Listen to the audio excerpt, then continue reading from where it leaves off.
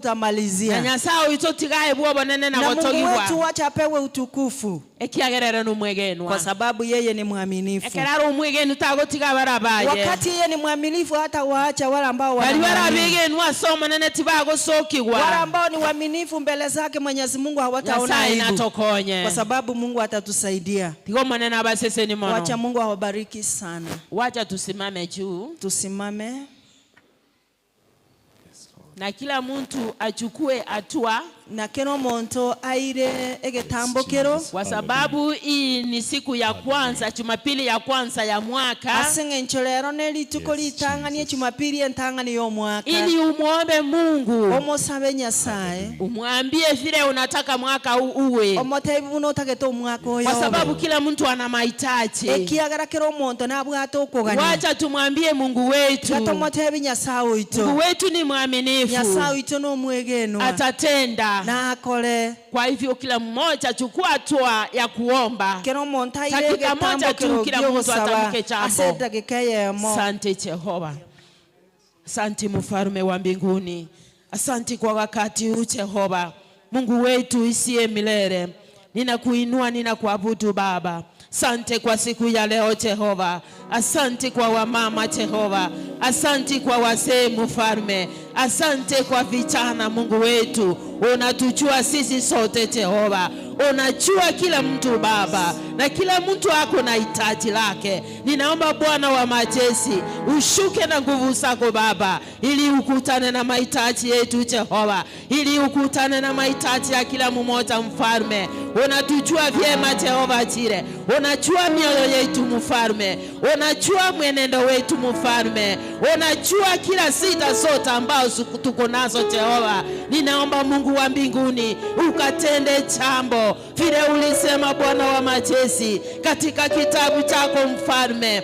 Ingano tuokia macha sense nyumo ndenke yokera gosinya sai ayeno mwege nwa manene bwe meganda ayenya sao konyara omosombo okwanire nga ninko ngioro gendo ocha sengo chago kolera ngatinka getingana ya bwatire ningendere koligia ningendere kobwatia nasabire nga Nyasaye bwobuya oisane tata Nyasaye asabantu bawo manene Nyasaye bwobuya oisane asekero yo manene bwe meganda ili utuinue kiwango kingine Jehova. Mwaka huu Mungu wa ajabu, Mungu mwenye uwezo, Mungu mwenye mamlaka, tunataka utuinue Jehova kiwango kingine Mfalme wa mbinguni. Inua watoto wetu Mfalme katika jina la Yesu Kristo. Wewe ni mwaminifu Jehova, wewe ni Mungu mwenye nguvu. Asante kwa sababu utatenda maajabu na makuu katika maisha ya kila mmoja Jehova.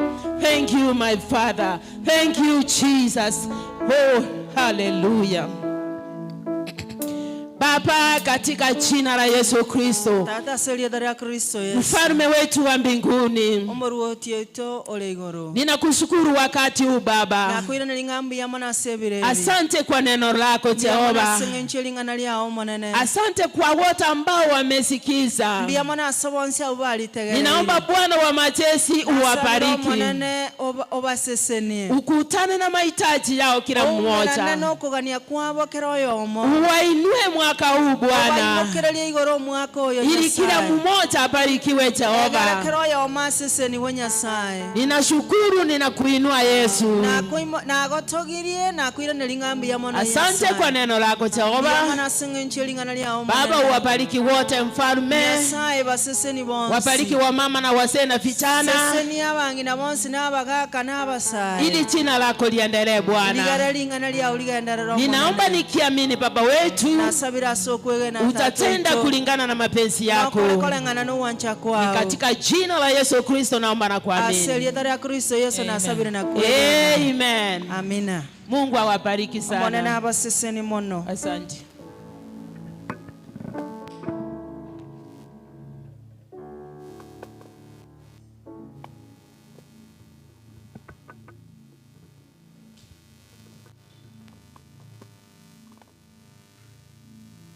Ni wakati wa kutoa sadaka zetu, waabuduo wakiendelea kutuongoza. Wakati wa kutoa sadaka zetu, waabuduo wakiendelea kutuongoza katika ibada.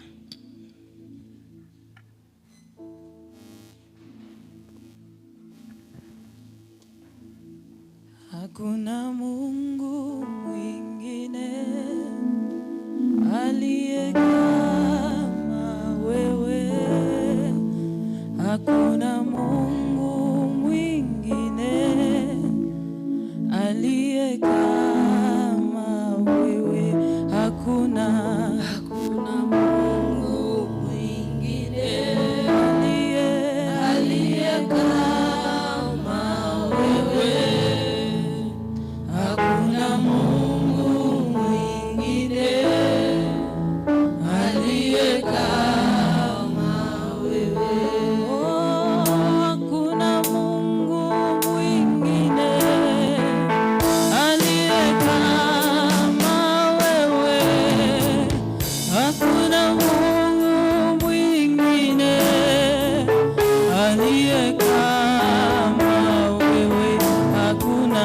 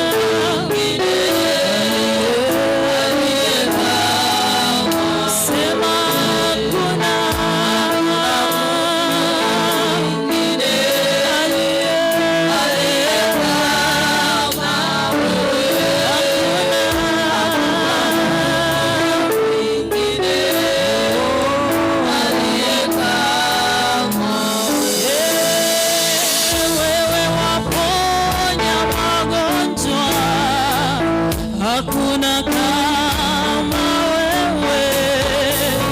Hakuna Mungu mwingine aliye kama wewe. Wewe ni Mungu usiyeshindwa. Hakuna kama wewe. Hakuna Mungu mwingine aliye kama wewe. Hakuna Mungu mwingine aliye kama wewe. Hakuna Mungu mwingine aliye kama sema. Hakuna Mungu mwingine aliye kama wewe. Hakuna Mungu mwingine aliye kama wewe. Tusimame juu ili tuombe sadaka. Tuombe. Asante Baba Mwenyezi Mungu kwa asubuhi ya leo, Bwana wa majeshi, ninakushukuru. Asante kwa wote ambao wameingisha mikono yao kwa mfuko zao, wamekutolea Bwana. Uwabariki Mungu wa usindi na uwaukainue na uwafungulie njia kila wakati ili wapate waendelee kukutolea Bwana. Bariki wote tunaendelea sasa. Uendelee Baba pamoja na sisi. Saiti yao Bwana wa majeshi, ubariki wote. Ninaomba nikiamini utatenda Baba kulingana na mapenzi yako, ni katika jina la Yesu Kristo naomba na kuamini. Amen. Barikiwa sana na Mungu awe pamoja na nyinyi.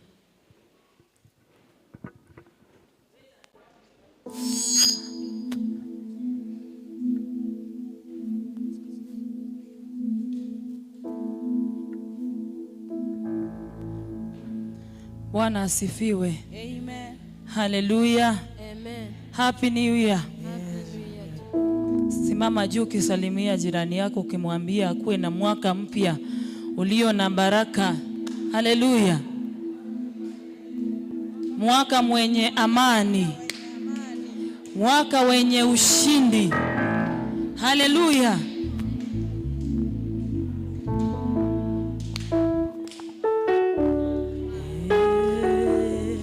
Hallelujah. Tunataka tuinue mikono yetu kwa Bwana. Hallelujah. We want to thank the Lord. Hallelujah. Tutake tutamate nyasaye ngambi ya mona aso mwakoyo igana ande. Hallelujah. Sio rahisi kufika leo. Sio rahisi kuwa hapa huu mwaka. Jehova ametutendea. Hallelujah. Kama uninua mikono yako kwa Bwana, mwambie Bwana asante. Madembi ya mwana asinge nchio mwako na ande watoire. Mbia mwana asinge nchio afya ambayo umetupa tena Bwana. Asante kwa kibali ambacho umetupa Mungu wetu. Hata kufika hii tarehe 4 ya siku ya leo. Mwambie Bwana asante. Kuna wale ambao walifuka mwaka. Kufika mwaka hivi wakafariki. Lakini sisi Mungu anaendelea kututetea. Inua sauti yako mwambie Bwana asante. Inua sauti yako mwambie Yesu asante. Asante kwa sababu ya familia zetu. Asante kwa sababu ya watoto wetu. Asante kwa sababu ya neema yako ambayo nazidi fahamu za binadamu asubuhi ya leo. Omonene twakorere ngambi ya mono. Bia mono Nyasaye. Bia mono ruoti ya baruoti. Bia mono asobu ya buaho. Bia mono asenge ncho watikaire ko banyasaye. Bia mono asenge ncho watikaire ko ba Jehova. Aeni goro mu wibotambe. Hakuna Mungu mwingine asubuhi ya leo atakaye linganishwa na wewe, atakaye fananishwa na wewe Bwana. Hakuna baba mwingine asubuhi ya leo atakaye tenda yale ambayo umetenda. Oh. Inua sauti yako kwa Bwana. Oh Yesu, tunakuabudu. Tunaliabudu jina lako asubuhi ya leo Jehova. Hatuna mwingine wa kumuinua ila tu ni wewe Bwana. Hatuna mwingine wa kumwamini asubuhi ya leo ni wewe tu Yesu. Hatuna mwingine wa kumuinulia sauti zetu ila tu ni wewe Bwana. Bwana, tunalihimidi jina lako asubuhi ya leo. Tukisema ni wewe unatosha maishani mwetu. Tukisema ni wewe unatosha katika familia zetu. Tukisema ni wewe unatosha katika kanisa letu asubuhi ya leo Bwana. Oh, tunakuabudu Bwana.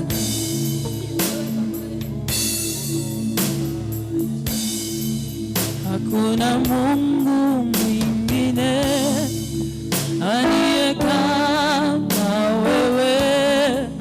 Hakuna Mungu mwingine aliye kama wewe. Waambie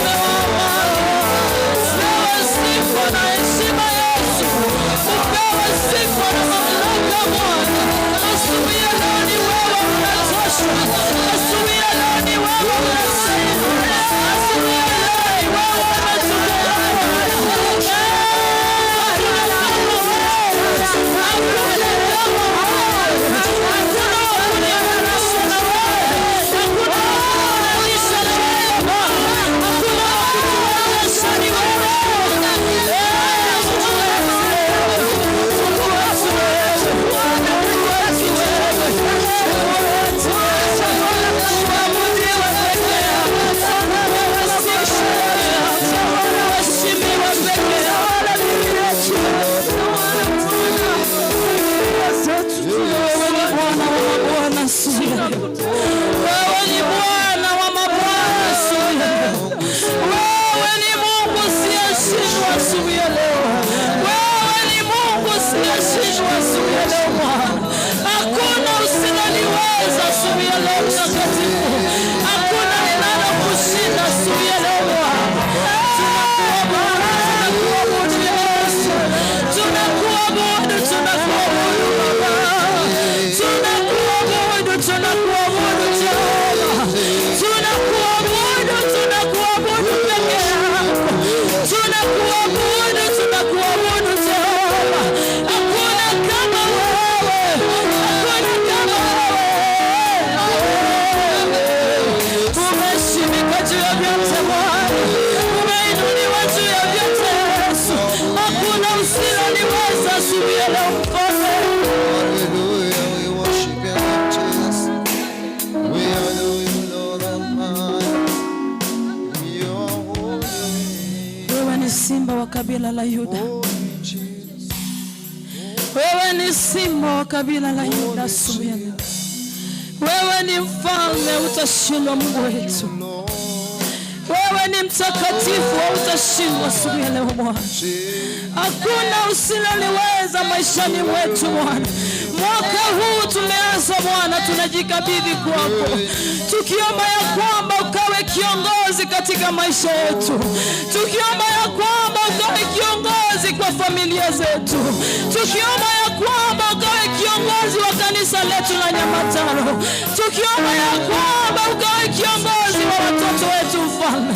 Mtumishi wako Musa akasema siwezi enda bila wewe, nasi kama kanisa la Nyamataro asubuhi ya leo Bwana, hatutaweza bila uwepo wako maishani mwetu, hatutaweza bila uwepo wako maishani mwetu Bwana. Enda mbele yetu Mfalme. O Mwana tena na mtu yaitwa Nyasaye. O Bwana na bana baita mami ya wana Mwana. O Bwana nese yaitwa yakenye mami ya wana Nyasaye.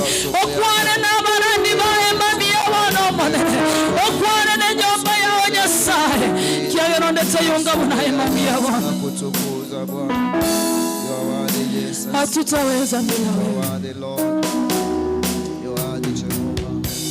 Hatutaweza bila wewe Yesu. You are worthy, Jesus. Hatutaweza bila wewe. Almighty. Hatutaweza bila wewe Bwana. Hatutaweza bila uwepo wako Mfalme. Hatutaweza bila neema yako maishani mwetu. Hatutaweza kama kanisa bila wewe Bwana. Tunakuhitaji Mfalme wa amani. Tunakuhitaji mtakatifu usiyeshindwa. Tunakuhitaji kama kanisa asubuhi ya leo. Tunakuhitaji kama wamama asubuhi ya leo. Tunakuhitaji kama wazee asubuhi ya leo. Tunakuhitaji kama vijana asubuhi ya leo Bwana. Maana peke yetu sisi hatuwezi. Maana peke yetu sisi hatuwezi. Tunakuhitaji Mfalme wa amani. Tunakuhitaji mtakatifu usiyeshindwa. We worship you, We Lord. glory in your presence, Lord. Worship you, Jehovah. You are mighty, Jesus. You are mighty. Inua mikono yako kwa Bwana asubuhi ya leo. Kama uko na uwezo wa mikono, muinulie Bwana mikono yako. Mwambie Bwana, mimi siwezi bila wewe. Mwambie Yesu, mimi siwezi bila wewe asubuhi ya leo. Matei bana banemba kunyarota iyo. Matei yo magako ne kwenye karota kunyarota iyo Nyasaye. Matei yo mongino anata kunyarota iyo Nyasaye. Matei kanisa ya itote kunyara Nyasaye iyo. Inua sauti yako mwambie Bwana, hatuwezi bila wewe. Inua sauti yako mwambie Yesu, hatuwezi bila uwepo wako maishani mwetu Bwana. Wako Jehovah. Inua sauti yako mbele za Bwana asubuhi ya leo. Jambo moja tu Mungu hawezi fanya ni kujiabudu asubuhi ya leo. Mwabudu Bwana ukimdhihirishia ya kwamba yeye ndiyo mwanzo tena mwisho katika familia zetu. Mdhihirishia ya kwamba yeye ndiyo mwanzo tena mwisho katika huduma zetu. Hatuwezi Bwana, hatuwezi. Hatuwezi bila wewe. Hatuwezi bila wewe. Yesu. mkono wako Yesu. Hatuwezi, hatuwezi, hatuwezi. Kama kanisa Bwana tunakuhitaji. Moto wako Roho Mtakatifu ukarudi ukarejea Bwana kanisani mwako. Hatuwezi Mungu wetu bila wewe. Hatuwezi bila wewe asubuhi ya leo. Bila neema yako Jehova, bila nguvu zako usiyeshindwa, hatuwezi Bwana wa mabwana. Hatuwezi bila wewe. Sema tunaweza Mfalme, tunajidanganya siku ya leo katika jina la Yesu. We need you Lord. Bwana tunakuhitaji, Bwana tunakuhitaji. Inua sauti yako Bwana tunakuhitaji. Taji nguvu zako Bwana, Yesu, taji kuongozwa na wewe Mfalme, taji neema yako Yesu. Wewe ni Bwana, wewe ni Bwana. We worship you Lord, we need you. Nishike mkono Bwana, nishike mkono, nishike mkono Bwana, nishike mkono, nishike mkono Bwana, nishike mkono, nishike mkono Bwana, nishike mkono, mwambie uniongoze Bwana,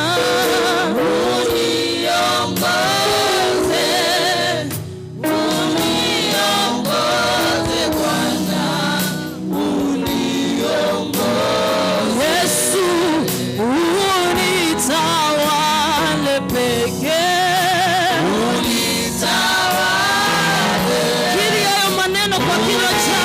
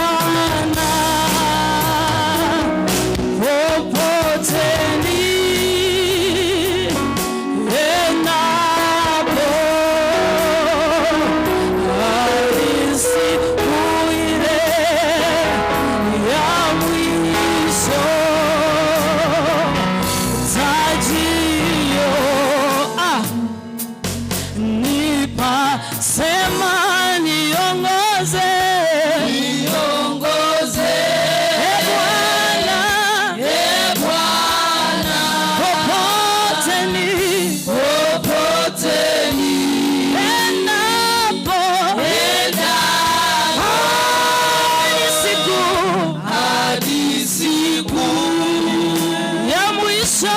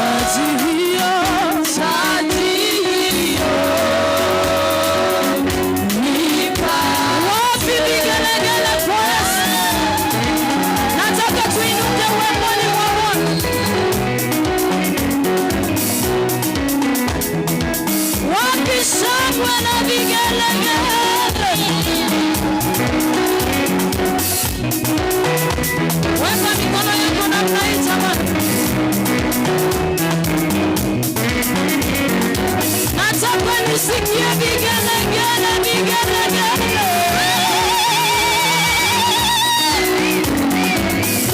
Maya Yesu, Maya Tebe. Yesu, Maya Tebe. Oh, Maya Yesaya, Maya Tebe. Maya Yesu, Maya Tebe. Oh, Maya Yesu, Maya Tebe. Yesu, Maya Tebe. Oh,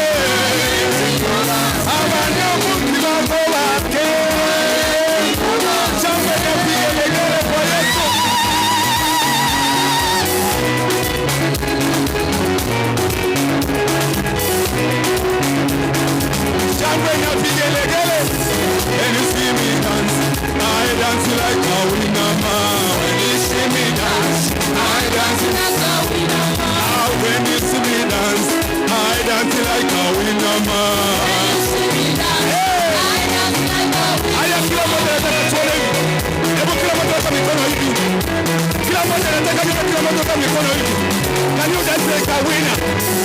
Everyone dance like a winner. Hey, dance like a winner.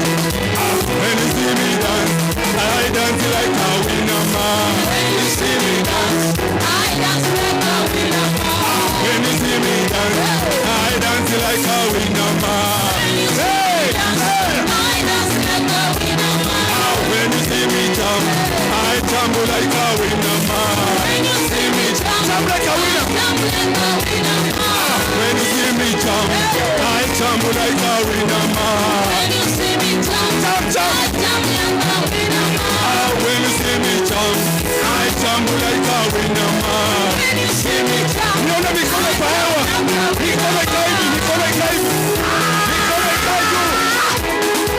When you see me jump, I tumble like a winner man. When you see me jump, I tumble like a winner man. When you see me jump, I tumble like a winner man. When you see me jump, I tumble like a winner man. Oh, winner man. Oh, winner man. Oh, winner man. Oh, winner man. Oh, winner man. Like a winner. Oh, winner man. Are you a winner? Oh, winner man. Oh, winner man. Are you a winner? Oh, winner man. Winner, winner, winner. Winner, winner, winner. Winner, winner, winner. Winner, winner, winner. Oh, winner man. Oh, winner man. Shangwe na vigelegele. Shangwe na vigelegele. Hey, shangwe na vigelegele. Baba, katika jina la Yesu tunakupa sifa kwa ajili ni baba yetu. Ni asante kwa ajili ya hii neema mfalme. Wewe ni baba yetu na tuna mwingine. Huu mwaka Bwana, tunakuomba baba yetu uwe pamoja nasi. Ututendee yaliyo makuu Bwana. Tukupe sifa wakati wote mfalme. Watoto wetu wakupe sifa mahali popote watakapo Bwana. Kwa ajili wewe ndiwe Mungu wetu mfalme. Watakapoenda mashuleni Mungu, uwe pamoja nao kwa kila wakati Bwana. Nasi unapowanemesha pale nasi utumenemeshe huko kama kanisa mfalme. Ni asante kwa ajili umetuleta pamoja. Tunakupa sifa kwa ajili ni baba, na ni katika jina la Yesu tumeomba na kuamini.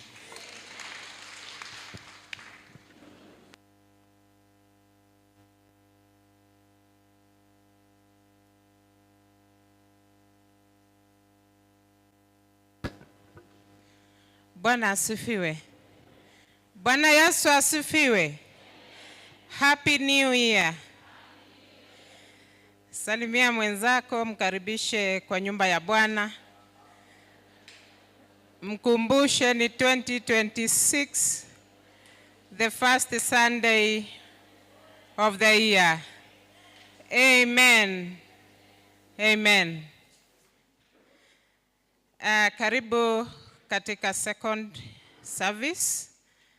Tunashukuru Bwana kwa sababu ya mapenzi yake. Tumeweza kukutana tena siku ya leo, na nitaenda kuleta matangazo machache.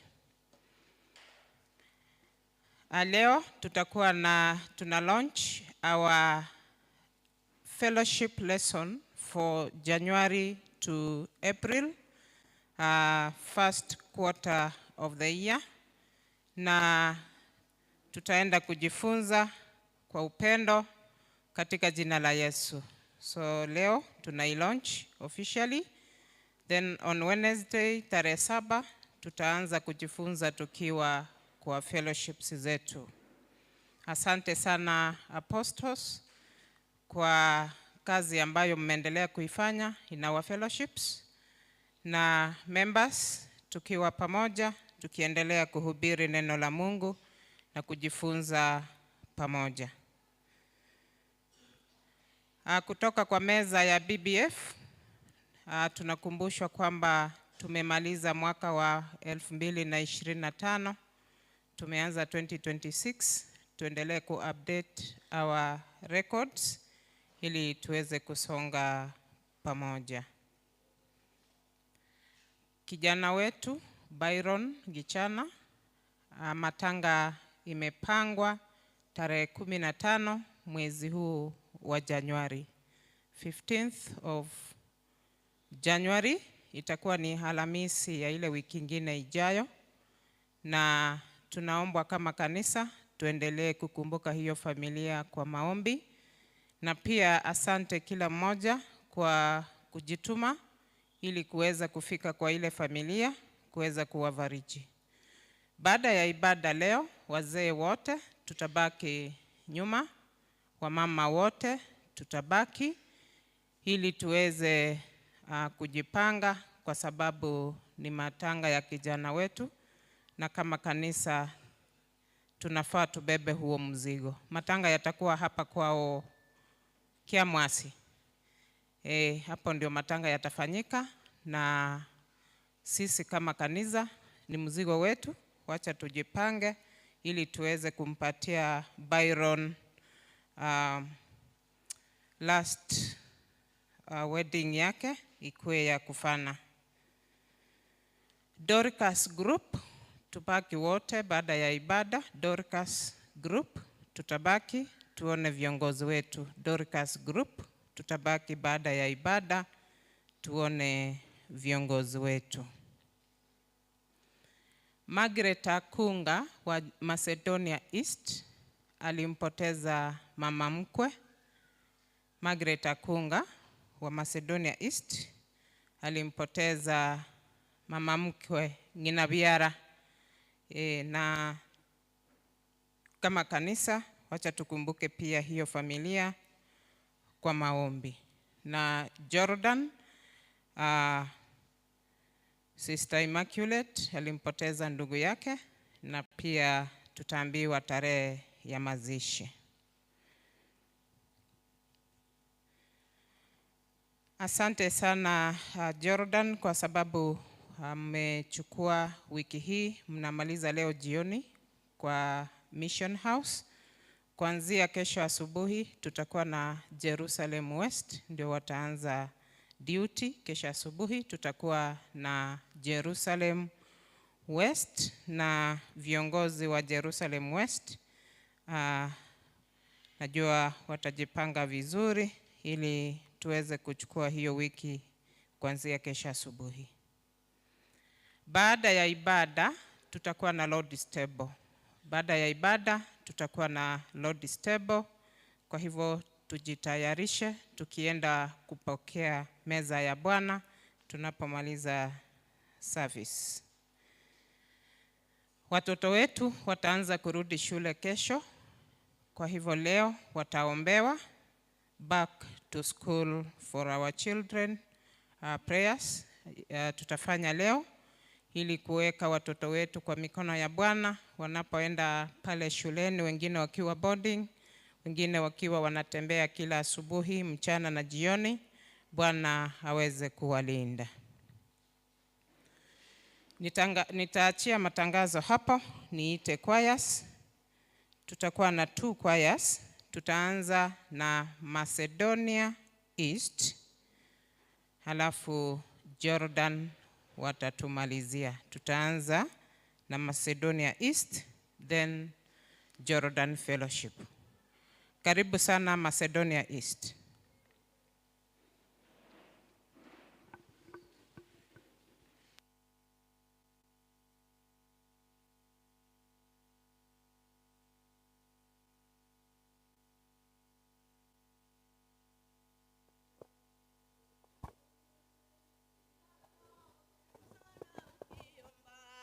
Linda moyo wako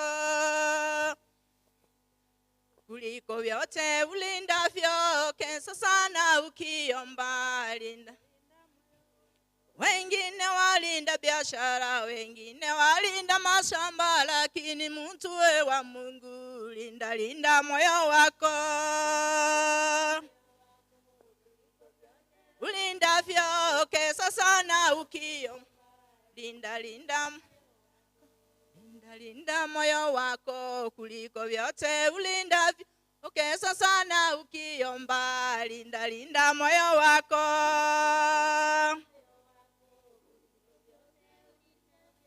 kesho sana ukiomba. Linda moyo wako.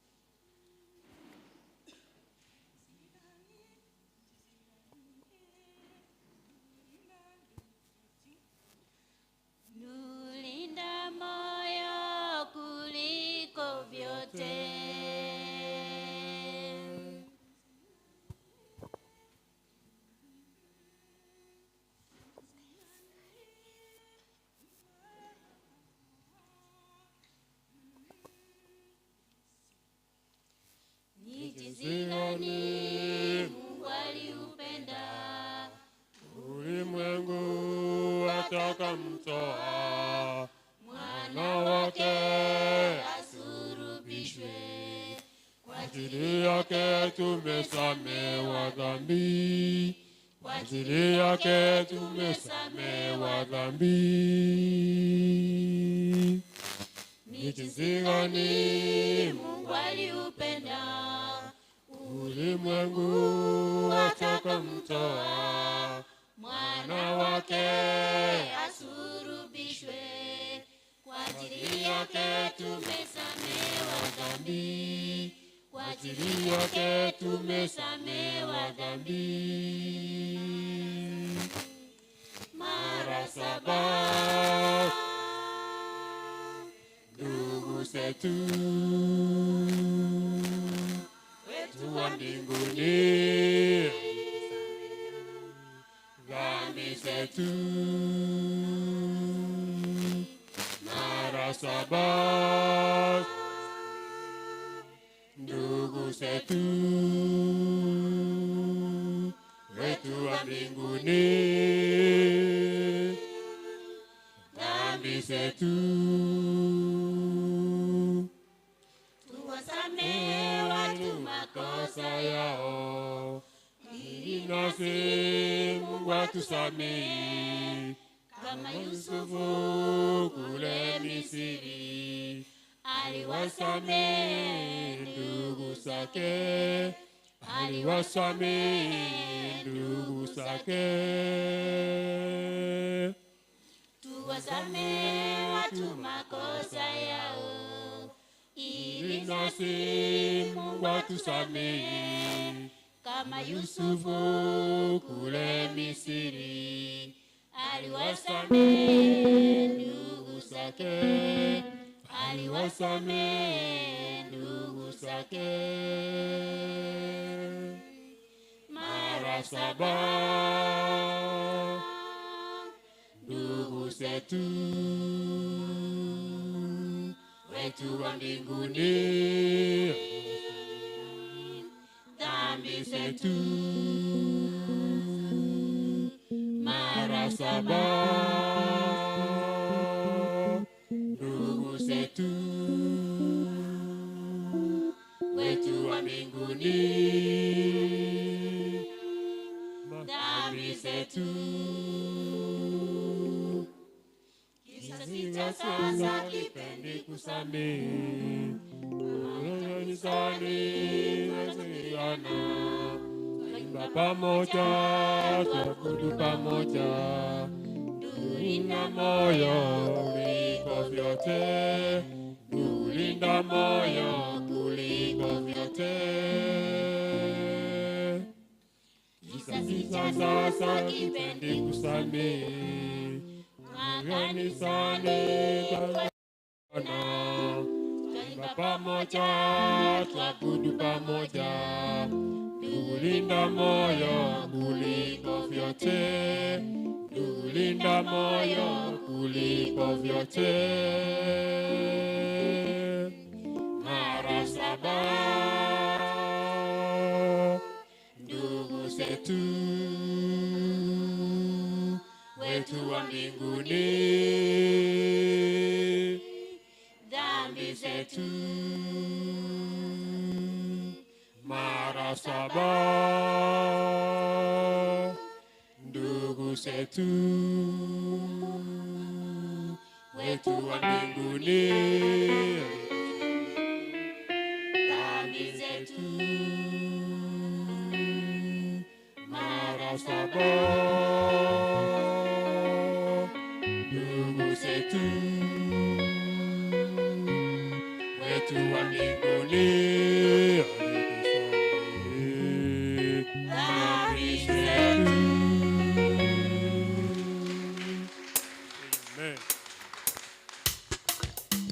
Amen. Asante sana Macedonia East, Jordan Fellowship. Karibu. Jordan Fellowship. Karibu.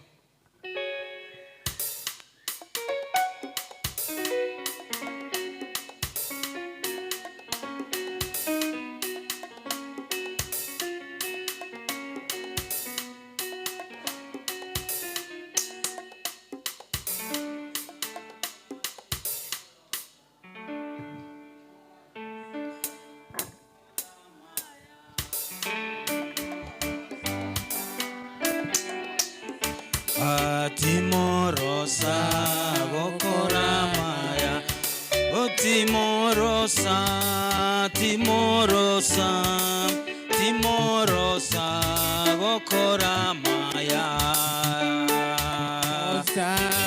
Timorosa, Timorosa Bokoramaya, oh msichoke, msichoke, msichoke kutenda mema, msichoke, msichoke kutenda mema.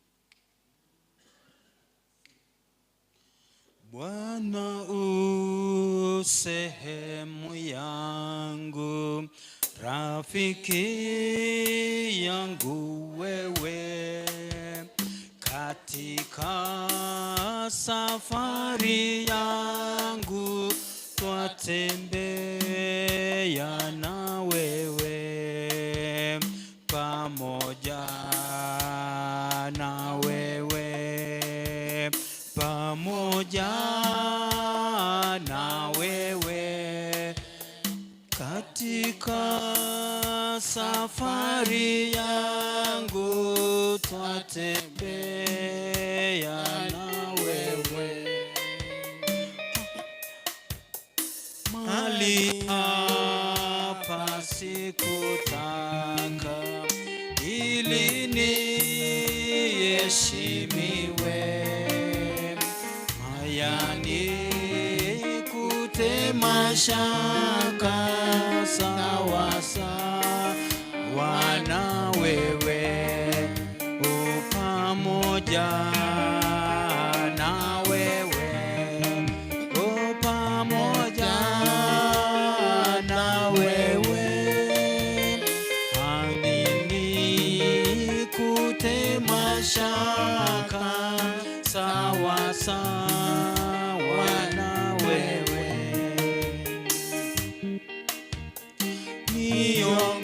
niongoze safarini, mbele unichukue, mlangoni wa mbinguni niingie na wewe, pamoja na wewe, pamoja na wewe, mlangoni wa mbinguni niingie na wewe.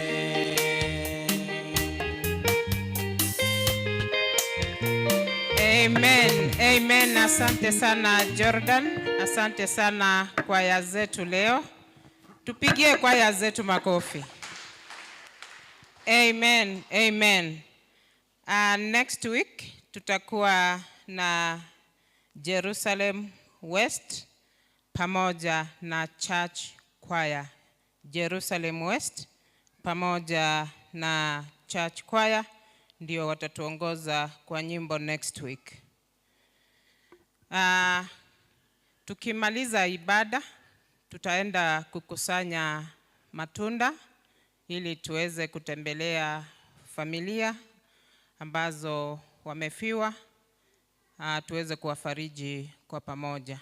So baada ya ibada tutakusanya matunda, tutembelee hizo familia. Church Choir kesho tunakutana hapa kanisani kuanzia saa 10 hadi saa 11. Wanawa Church Choir kesho tunakutana hapa kanisani.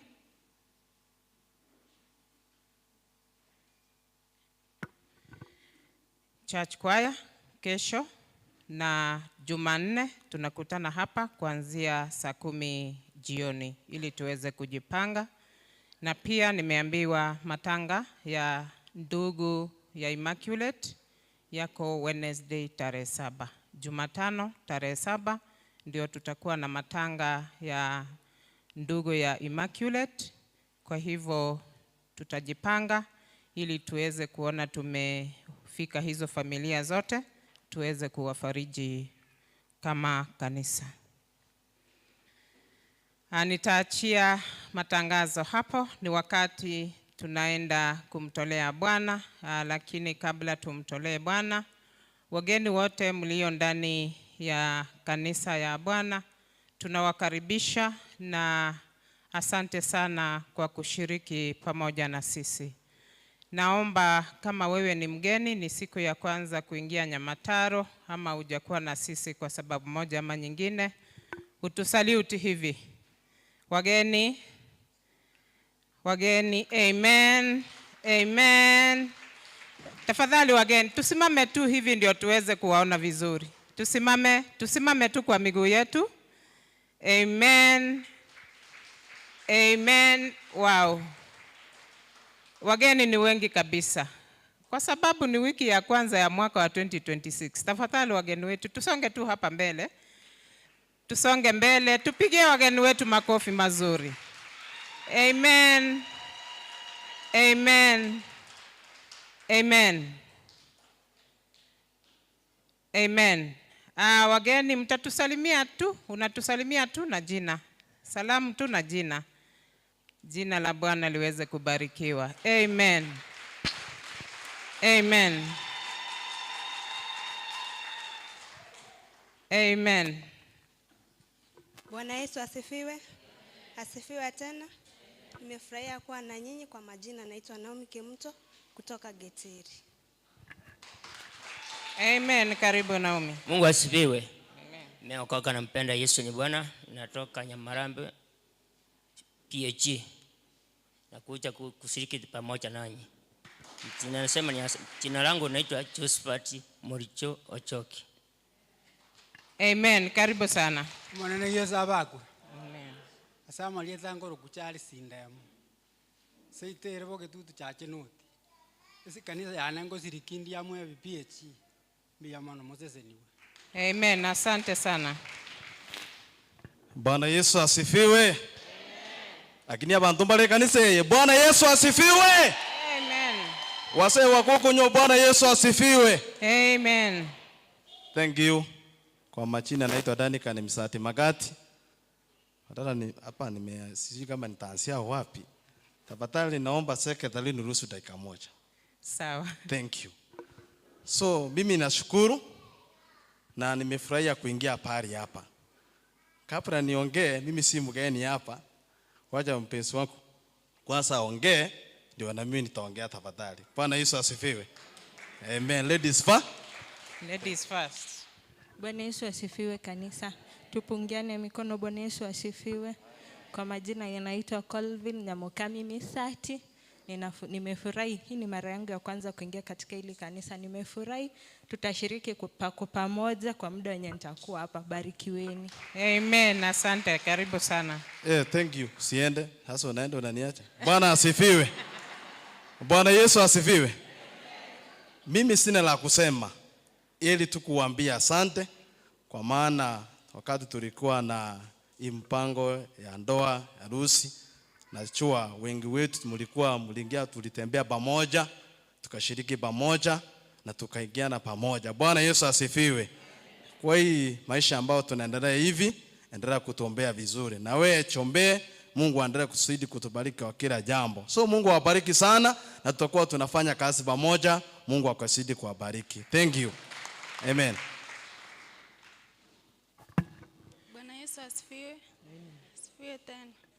Kwa majina ni Sharon Saringi. Mimi ni mtoto wa dada ya Lilian Maraga. Bwana Yesu asifiwe. Asifiwe tena. Kwa majina naitwa Nifa Savai. Kuanzia leo mimi ni mshiriki wa hapa. Asante, karibu sana.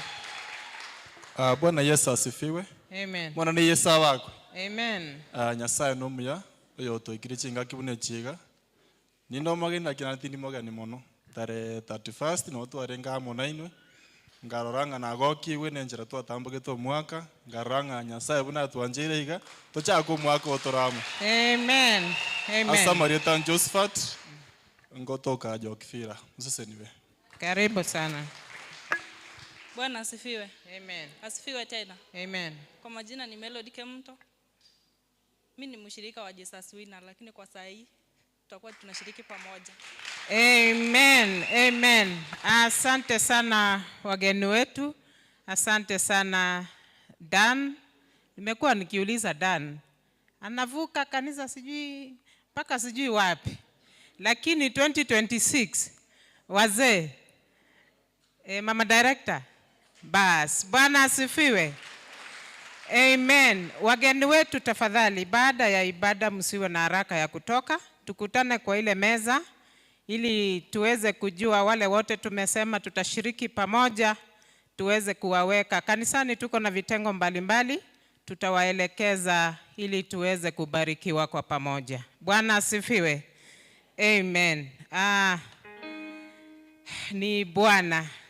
So ni wakati tunaenda kumtolea Bwana sadaka zetu pamoja na saka.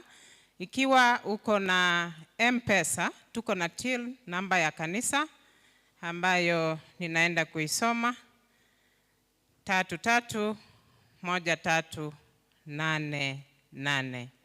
Till namba ya kanisa ni 331388.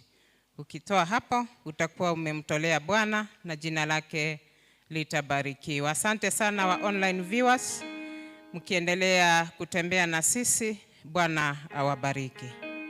Amen.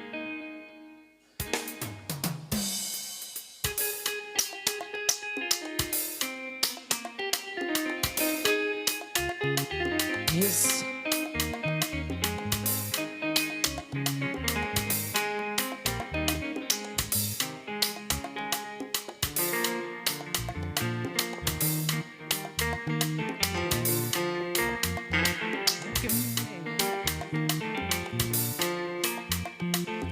Monene Nyasaye no muya. Monene Nyasaye no muya. Nyasaye no muya. Nyasaye no muya. Monene Nyasaye no muya. Tereta Nyasaye no muya.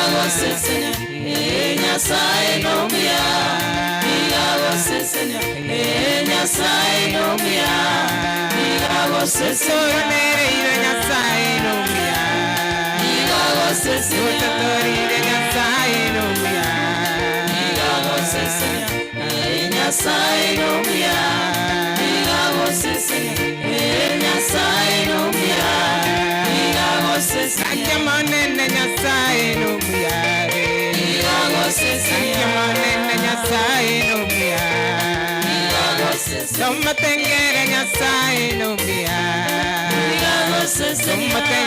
Nyasaye no muya. Sake manene nyasaye numuya. Nigago sesenya. Tuirete nyasaye numuya. Nigago sesenya. Nyasaye numuya. Nigago sesenya. Nyasaye numuya. Nigago sesenya. Sake manene nyasaye numuya. Nigago sesenya. Manene nyasaye numuya. Nigago sesenya. Nyasaye numuya. Nigago sesenya. Nyasaye numuya. Nigago sesenya. Nigago sesenya.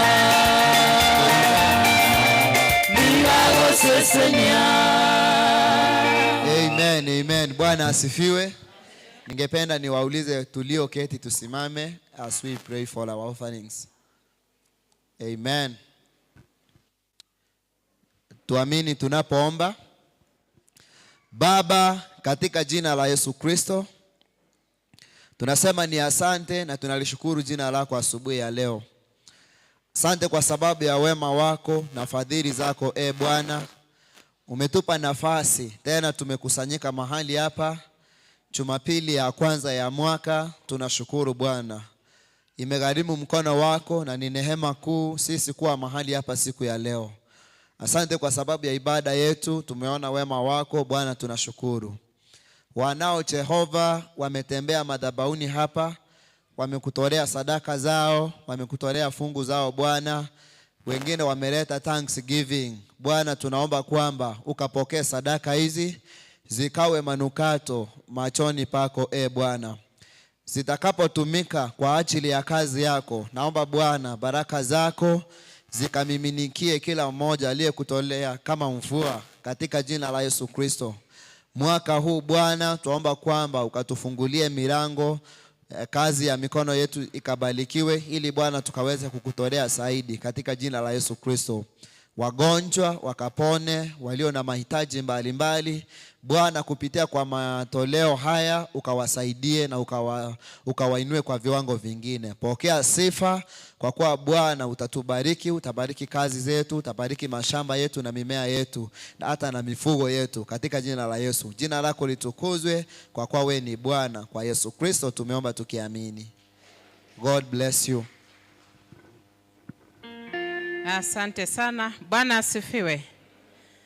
Ni wakati tunataka kuombea watoto wetu. Naomba ikiwa uko karibu na mtoto wa shule asonge mbele. Watoto wote wa shule wasonge mbele. Kutoka colleges, high schools, junior secondary, primary hadi huko ECD. Watoto wote tusonge mbele. Kama uko shule tusonge mbele tuweze kuombewa.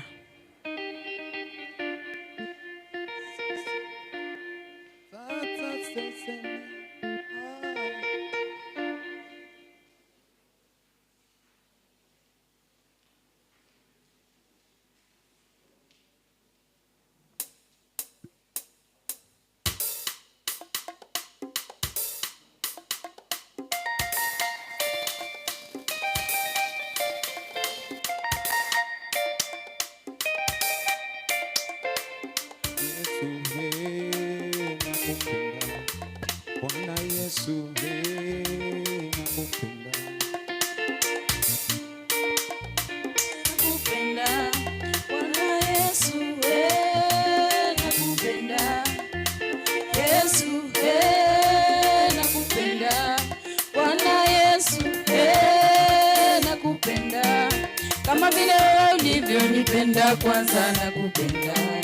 Kisha tena ukautoa uhai wako nakupenda. Kama vile ulivyonipenda kwanza nakupenda.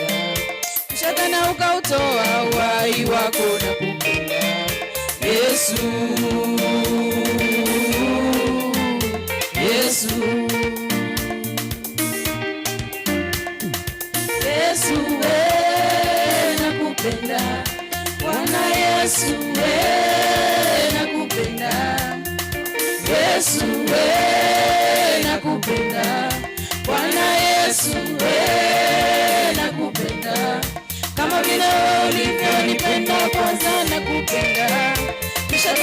ukautoa uhai wako na kupenda, kama vile ulivyonipenda kwanza na kupenda, kisha tena ukautoa uhai wako na kupenda. Yesu, Yesu, msalabani dhambi zangu ulichukua, kufika Kalvari wala ulizitua. Msalabani dhambi zangu ulichukua, kufika Kalvari wala ulizitua. Na mimi nimewekwa huru, ninakimbia nikufananishe na nani Mwokozi wangu. Bwana ajua Yesu wanipenda mimi. Yesu wewe nakupenda, Yesu wewe nakupenda, Yesu wewe nakupenda, Bwana Yesu wewe nakupenda, kama vile ulivyonipenda kwanza nakupenda, kisha tena ukautoa uhai wako nakupenda, kama vile ulivyonipenda kwanza nakupenda, kisha tena ukautoa uhai wako nakupenda. Yesu. Bwana asifiwe. Bwana asifiwe. Hebu nifungie mkono tena katika jina la Yesu. Ni wakati mzuri, watoto wetu mmekuwa nyumbani na imefika wakati you are going back to school. Before I pray, allow me read this Proverbs, the book of Proverbs, chapter number 9, and then 10 and 11. The Bible reads, the fear of the Lord is the beginning of wisdom. Knowledge of the Holy One results in understanding. Wisdom will multiply your days and add your years to life. If you become wise, you will be the one to benefit. If you scorn wisdom, you will be the one to suffer. The Bible says, the fear of the Lord. Watoto wetu, ukienda shule, you must know that wakati unamwogopa ama wakati unafanya vitu vizuri, that is when is the beginning of your wisdom. Knowledge will be holy to you, and it shall be good to you when you will go to school and be disciplined. And then finally, if you read Proverbs 10:5, simply the Bible says this: a wise youth works hard all summer. A youth who sleeps away the hour of opportunity brings shame. So, a wise youth, when you go to school, you have to work hard. All the days you are in school. But if you don't, then the Bible says you bring shame. Hopefully, that as you are going back to school, the same God who took care of you the whole of last year is the same God again who has started with us as you are going back to school. Praise the Lord. Ebu nisalimie mseme Happy New Year. When you are going to school, may God be with you. May God take care of you. May God bless you. May God walk. And remember that you don't bring shame to us as a church and to the family as it is. So what am I saying? We want to wish you well. We want to say God will be with you. God will take care of you. And when you go back, let everybody know that you come from the Nyamataro church. Praise the Lord. Yes. Muende pale, kila mtu ajue wewe ni mwana youth mwenye anajua kubehave, mwenye ana work hard. You are not going to bring shame. Utakaa mahala pale na kila mtu ajue wewe ni mtoto wa Nyamataro, na Nyamataro where there is a lot of discipline. Amen. Raise up your hands as I pray for you. Father, in the name of Jesus, we thank you, we bless you, our good Lord. Surely, last year, 2025, when we closed the schools for December, Lord, you took care of our children. And today, God, we have started another year. We are going back to school, or wherever they are going, my Father.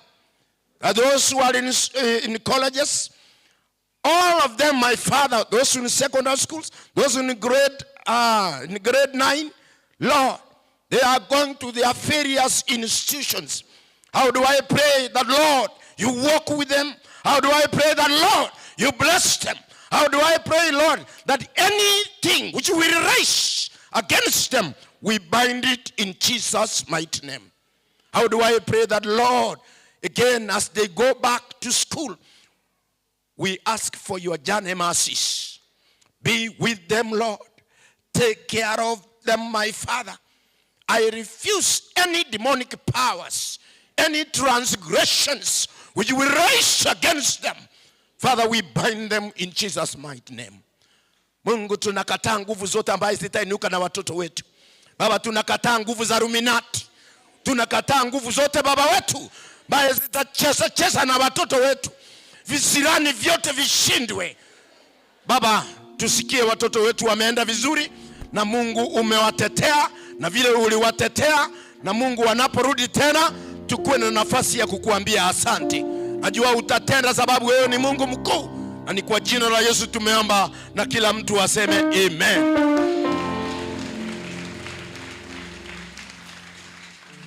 How do I wish you that as you start, may the very God who took care of you the last year, he will do it again this year in Jesus' mighty name.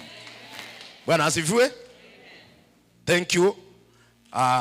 You can go back and sit, and I think the very good Lord will take care of you. Amen. Watoto wote tutaenda kanisa ya chini. Watoto wote tuende kanisa ya chini. Wazazi tuhakikishe kwamba watoto wetu wote wameteremka kanisa ya watoto. Amen. Amen. Before we usher in the praise and worship, tungependa ku-launch our lesson for the next quarter. We are launching our lesson yenye inaanza next week, this week on Wednesday, hadi mwezi wa 4. Karibu Bishop. Bwana asifiwe. Bwana asifiwe tena. Fanya hivi katika jina la Yesu. This year is a year that we are not going to tie from the work of the Lord. And how do I wish that even as we give out these new lessons, they be of use in your spiritual journey.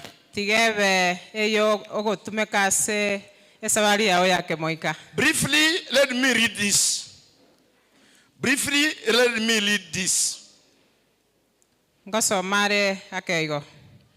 First of all, I acknowledge my dependence on God for his guidance and blessings.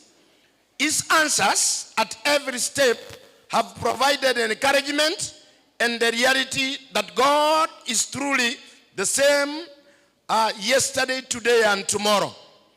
I express my heartfelt gratitude to the industrious servants of Most High God, the men and women whom God has placed in my spiritual journey.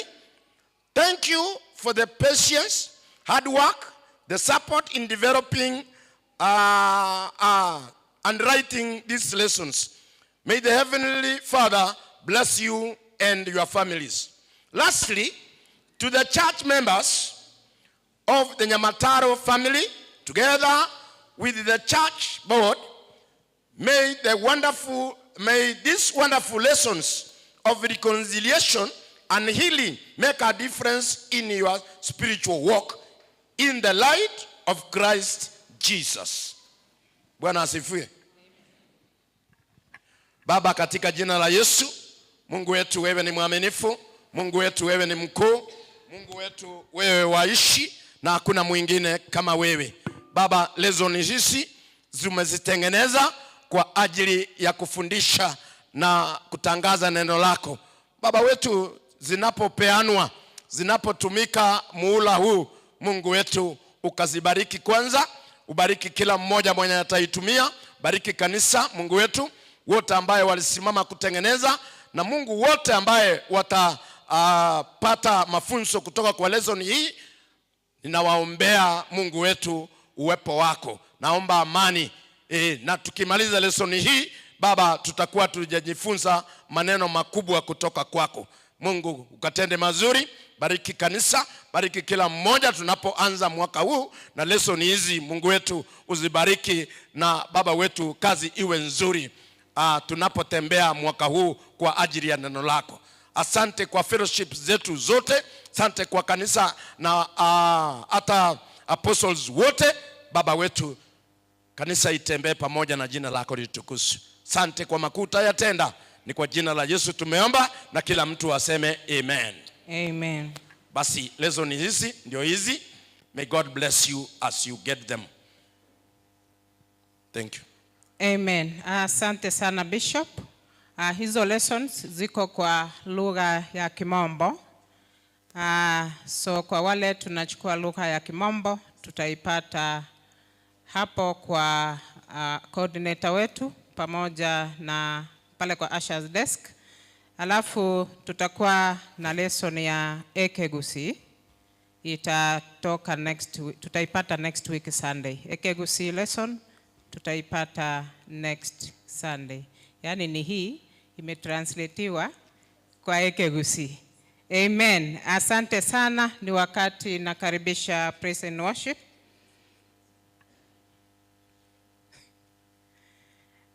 Pesa ni ile ya kawaida. Yule amekuwa bado hatujabadilisha, tuko kwa huko 2025 kwa bei. Lakini maybe next time tutapandisha kidogo tukienda na uchumi. Ama sivyo? Bwana asifiwe. Amen. Haya, praise and worship wananimaliza hapa. Pesa. Uchumi ndio mbaya. Lakini lesson iko kwa 50 shillings for now. Ni offer. Iko on offer 50 shillings for today. Asante.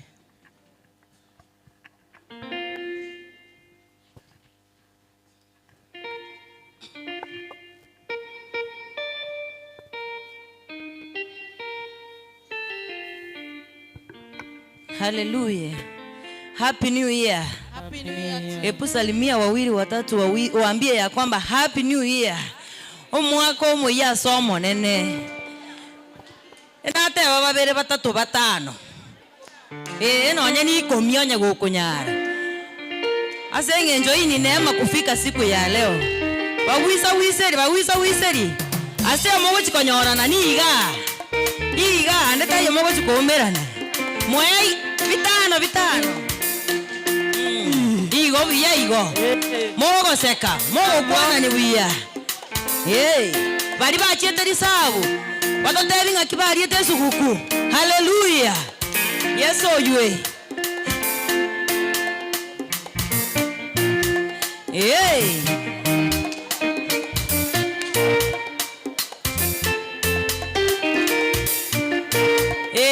Ama kwanya yesani. Sijakuona ukisalimia mwenzako, sijakuona bado. Hallelujah. Haya tumu Mpe Bwana vigeregere. Wapi vigeregere ya mwaka mpya jamani? Vigeregere, vigeregere na makofi. Vigeregere. Wapi vigeregere? Vigeregere. Sijasikia jamani vigeregere. Vigeregere ndani ya nyumba. Hallelujah. Bwana asifiwe. Karoje ngambare toka ikaranzete. Hallelujah. Amen. Bwana Yesu asifiwe. Nimeomba msamaha. Akitote nene. Maana hii ni mwaka mpya. Bwana asifiwe. Oyo no mwaka Nyasaye oikiri buya. Ogane iliyo motogie. Ogane iliko motainga ondeta yonga bunere. Yani nere tu nere buweka. Kanisa ya igorona kimbi ya more. Wapi vigeregere kanisa ya huko juu? Mete inumba limorange na Nyasaye. Mungu nambaliga mwa muikeri. Hallelujah. Wapi vigeregere, vigeregere. Na makofi. Na makofi kwa Yesu. Makofi, makofi kwa Yesu.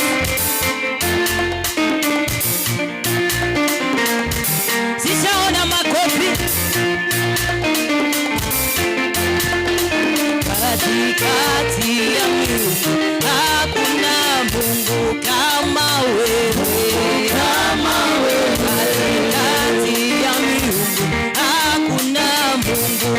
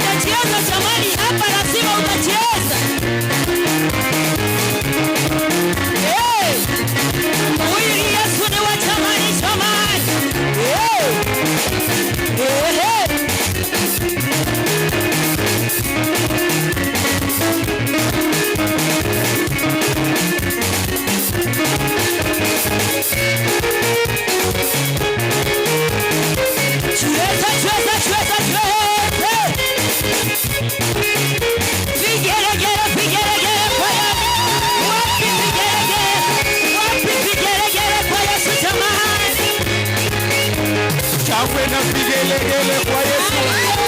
Weka tu mikono kati ya hao watu namna hii. Pale nyuma, pale nyuma, pale nyuma, pale nyuma. Nataka nione mikono yenu ikishangilia Mungu. Haya, tuweke mikono juu namna hii. Haya, ruka tu kidogo. Kama uko hai, hebu inua mikono yako tu.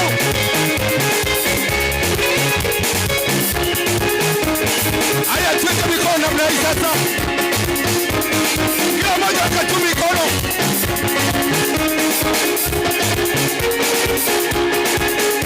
Kama uko na mikono, weka mikono yako.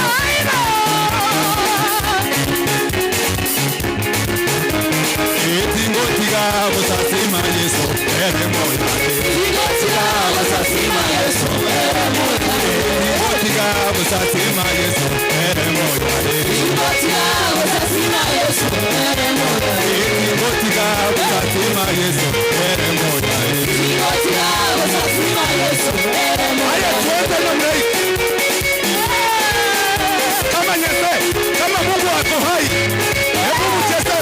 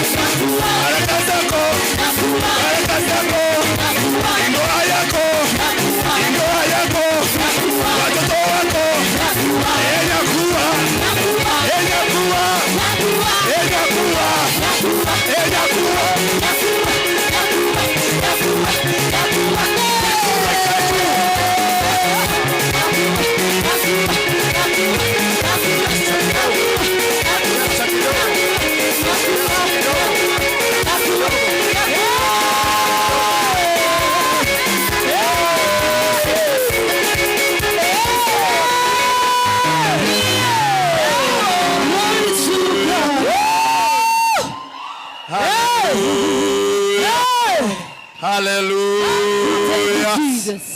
Bwana asifiwe. Bwana asifiwe. Hallelujah. Hiyo ni furaha ya mwaka mpya. Father, in the name of Jesus, we thank you, we bless you, good Lord. This far, it is you, oh my Father. It has reached that time, Lord, we want to hear from you. How do I pray for your blessings? How do I pray for your power? How do I pray that, Lord, this year again, you walk with us? As your word passes around, Lord, let that word get a chance in our hearts. How do I pray now, Lord, that you take control of this entire meeting and entire church? I thank you, I bless you, for I pray and trust in Jesus' mighty name. Amen. Aha. Bwana asifiwe. Mwana bakwe. Salimia mwenzako, mwambie happy new year. Kwani oyole na yarangu tebingo mwako moyomuya. Mwangalie labda hujamjua. Moligerelia karo kende toramomanya. Ni vizuri. It is good to look at your neighbor. Mbuya ko ligerelia omwama to mulene. Neighbor, how are you? Omwama tenga kyogendere. Neighbor, happy new year. Ominto mwako moyomuya. Neighbor, is the first Sunday of the year. Oyo minto yo no mwako oyo ne Jumapili entangani yo mwaka. We should be happy because of that. Thank you so much, and may God bless you as we read the word. Allow me, we read the word of God. Today, I want to read from the book of Deuteronomy, chapter number 30. We start from 15. That is Deuteronomy chapter number 30. Let's read 15, 16, and even 17. Then from there I will again let you know what we will do. I will read in English, then we read also in our language. The Bible says, now listen, today I am giving you a choice between prosperity and disaster, between life and death. I have commanded you today to love the Lord your God and keep his commandments, laws, and regulations by walking in his ways. If you do this, you will live and become a great nation. And the Lord your God will bless you and the land you are about to enter and occupy. 17. But if your heart returns away and you refuse to listen, and if you are drawn away to serve and worship other gods, then I warn you now that you will certainly be destroyed. You will not live a long good life in the land you are crossing. In the land you are crossing the Jordan to occupy. Rora rituko lya lero na bekire asama obogima na ayara maya amakweli na ayara mabe kumora igwere amachiko monene Nyasaye ino aya inchenko ba aseli rituko lya lero asoko mwancha na gotara ase chinjera chiaye na kobuata amachikaye na emerobeli yaye chikire elio inwe na mobe moyo na komentekana nera na baseseni asense yo mogochia gosoa na koira ebe yaino kolende mogochia konchoka ase chinkoro chieno na komotiga timo moiwera. Yes. Kolende monguswe monchoke gosasima chinyasaye chingao na gochikorera na baorokeirie ase rituko lya lero ngagoika mosire timogo chia komenya engaki entambe ase enseria ere ngumbu ya Yorodani elia mogo chia koira ebe ya ino. Baba, katika jina la Yesu, tata selietara Yesu, maandishi hayo tumeyasoma. amalika haya tuwasomire. Baba, Mwaka huu hatutachoka kuliita jina lako. Tato mwako yote tokora sakuranga. Na hata saa hii hatutachoka kuliita jina lako. Na nyambo no igati tokora sakuranga. Tunapotafsiri andiko hilo. Ekarotogo kwa naliri keligo chime mono. Tutumie vilivyo. Ototumeke na wote ambao wanasikiza wakaweze kubarikiwa. Na bonsi bategerete basi. Asante sababu utatenda. Ndiamone kiagara na okole. Kwa jina la Yesu tumeomba. Aseli ya Kristo Yesu tuwasali. Na kila mtu aseme amen. Na kila yomo itasema amina. Bwana asifiwe. Amonena abakwe. I want to come up with a topic. Ntagete ko kwanerekerenga. The choices we make. Ogochora kolita ogokora. The choices you make. Ogochora kolio ogokora. Or if you want the power of the choices you make. Gosonya koganetie chinguru chira sogochora kolio ogokora. I want to ask you. Ntagete ko kubolia. What is a choice? Ninkiogochora. In this life, asobogi moboiga. There are times that you have to choose. Ebirombire ogokorogochora. As we start the year, buna togo chako mwaka. I know everybody ni manyete ngakero ya moito has agreed to make a decision bwanchiranire gokorogochora or to make a choice gosego bwanchiranire gona chekina gosegochora so that as you start the year ligere buna togo chako mwaka you will have a plan on how to go around with it. Obwatemero belionga nkyogo chikokora. So briefly I want to say this. Asobwengenta getako kwana iga. A choice ogochora is an opportunity or a privilege neli bago kwenyorera where you are freely trying to say what you will do. Aibune biranga libia ogo sebuno igwete otageta okore. It is making one's mind to arrive at a conclusion, may be good or bad, in your free will. Amen. The choice sometimes we make, it shapes your path. It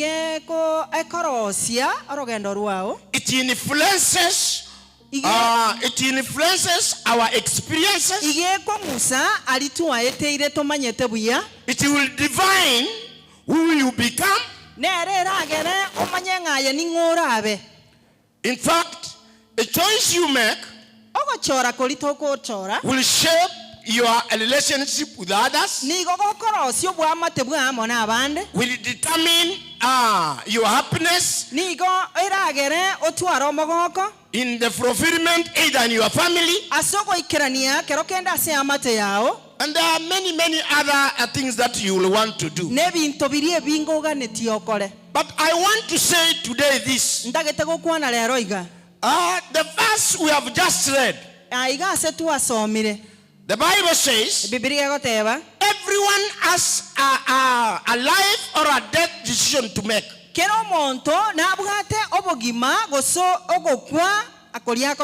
And this and from the book we have just read, this is Moses. He is talking to the children of Israel. The Bible says that the children of Israel were already in the wilderness around when they were almost approaching to the promised land. Then Moses was saying, then to assist the people to live in their present, by reviewing what God has done in the past, and considering what God has promised to do in the future.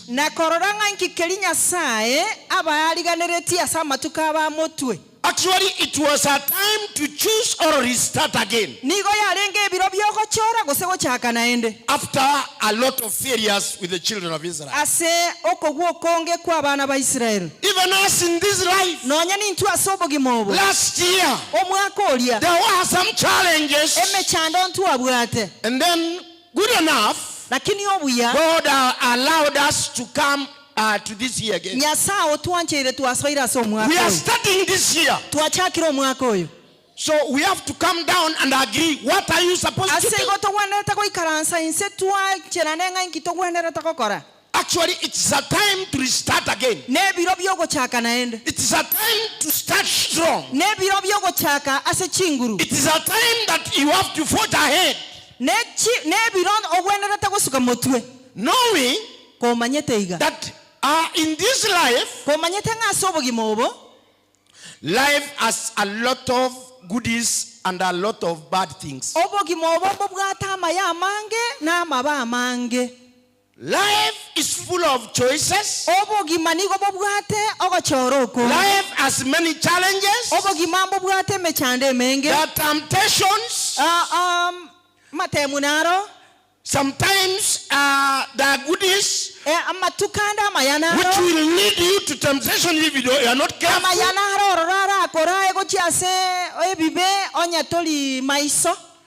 But today, the Bible is warning us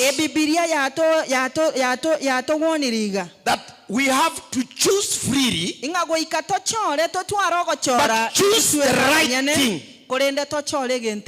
So as we start this year, how do I talk to you that when you choose, in fact, because God has given us a free choice. You can choose rightly, you can choose wrongly, but how do I talk to you? You have to choose wisely. Bwana asifiwe. Amen. Bwana asifiwe. Amen. When we start the year, there are a lot of things that we have to put right. And this is what Moses was talking to the children of Israel. The Bible says that the children of Israel, they had stagnated for 40 years in the wilderness, and they were unable to do anything. Even as last year, some of us stagnated. Maybe you did not complete the project you wanted to do. But how do I talk to you today? This year again, you have the opportunity. You have to choose again. You have to restart again. The very God who was with you is the same God again. When we restart, choose wisely. When the students of ours going to school, how do I talk to you today? That you go to school, choose wisely. Do things wisely. If you are starting your business again, how do I talk to you again? Be strong. Start your business again. The very God who was with you, He will walk with you. The very God who is with us, He is going again to walk with us. How do I talk to you, my brother? How do I talk to you, my sister? That God is there for you.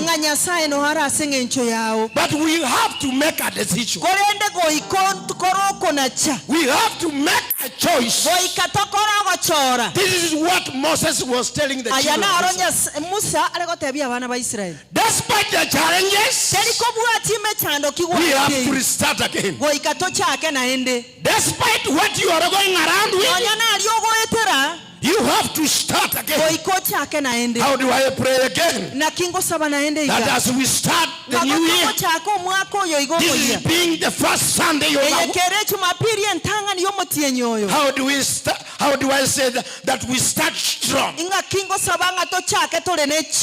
We can walk strong, but be very careful again. But be very careful again. When you reach maybe February, maybe May, you have to continue to remain strong. Amen. I want us to read this. Ntakatata someli. The book of 1 Samuel. Igitabu kia Samueli elitangani. 13:10. 13:10. If you are there, you read.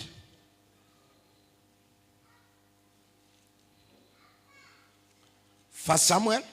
Samueli elitangani 13. Verse 13. 13. Then 10. 10. 13:10. Huh? Yes.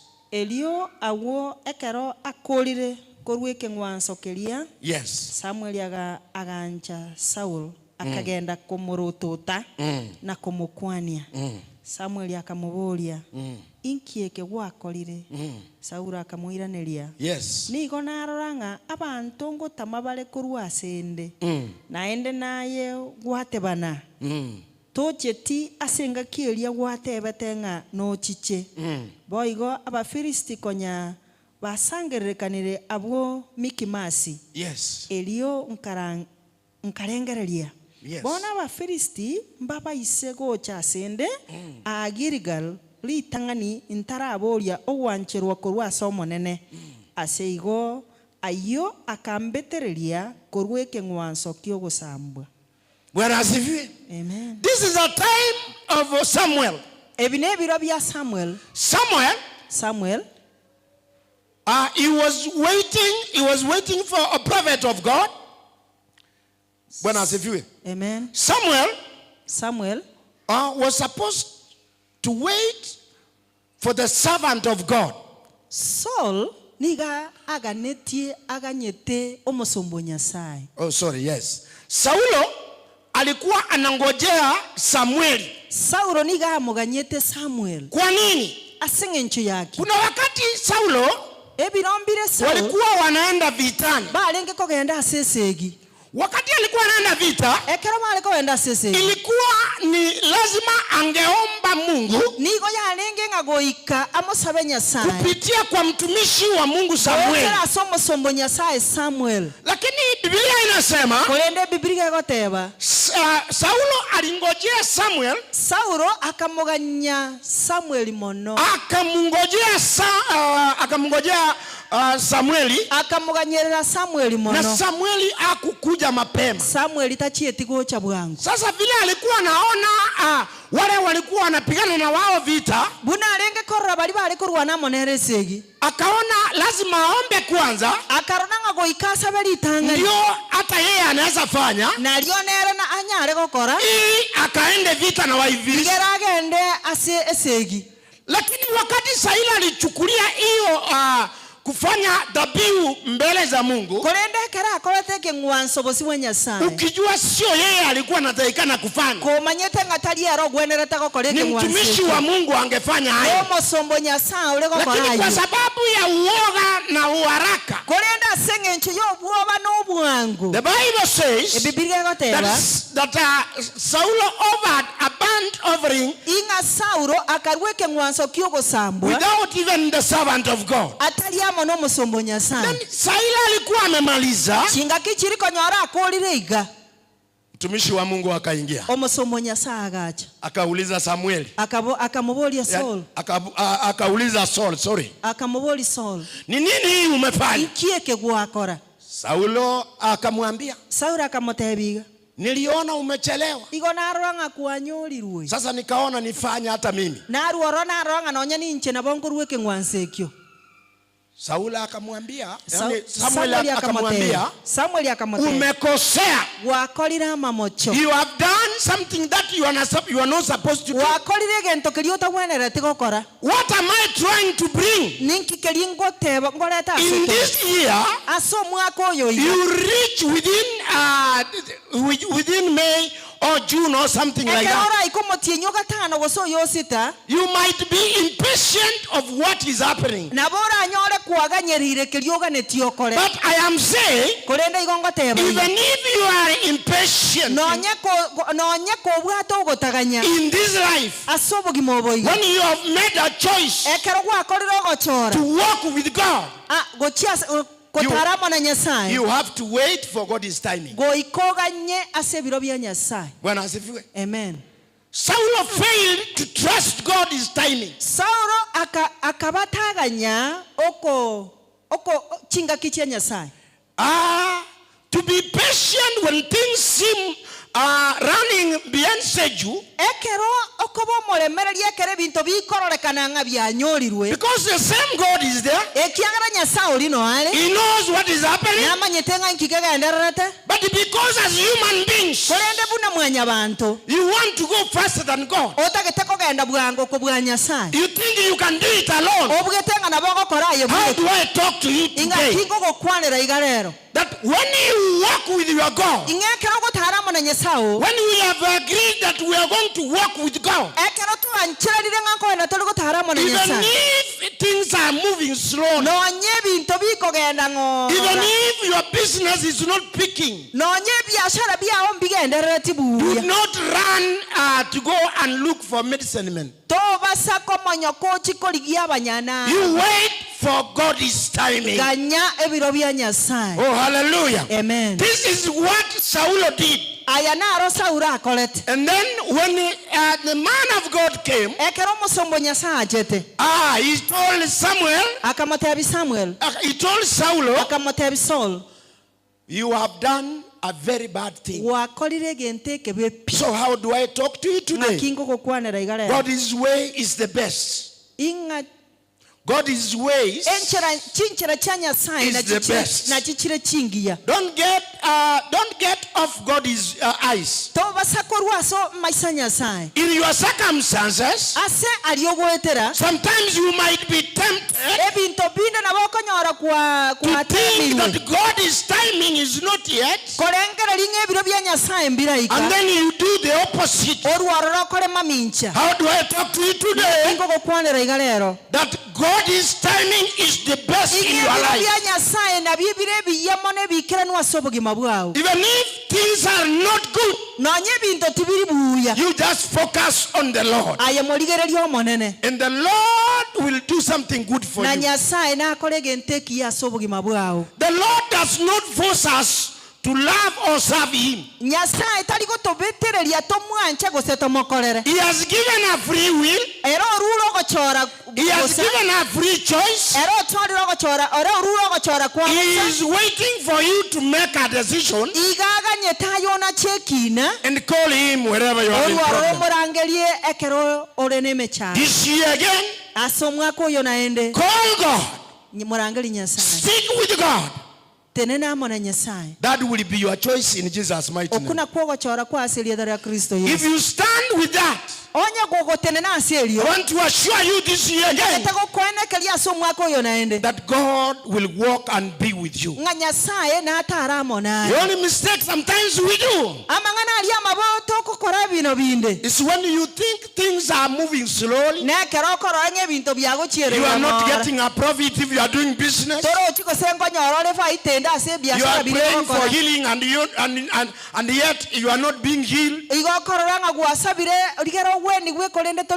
And then you put off, you side off from God. How do I talk to you today? That make a decision,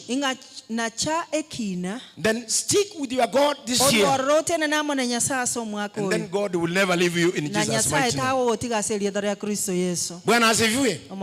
This year again, even friends we choose. We have to choose friends. What does the Bible say about friends? In Proverbs 12:26. Let's read there briefly. 26, yes.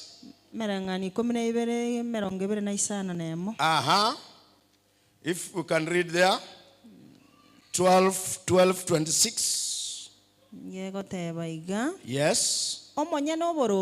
Yes. Nigale omorayi omuya bw'omugisangi oye. Kolende chinchera chiabakoli amabe nigo chiko batangana chiabasiria. The Bible says the godly give good advice.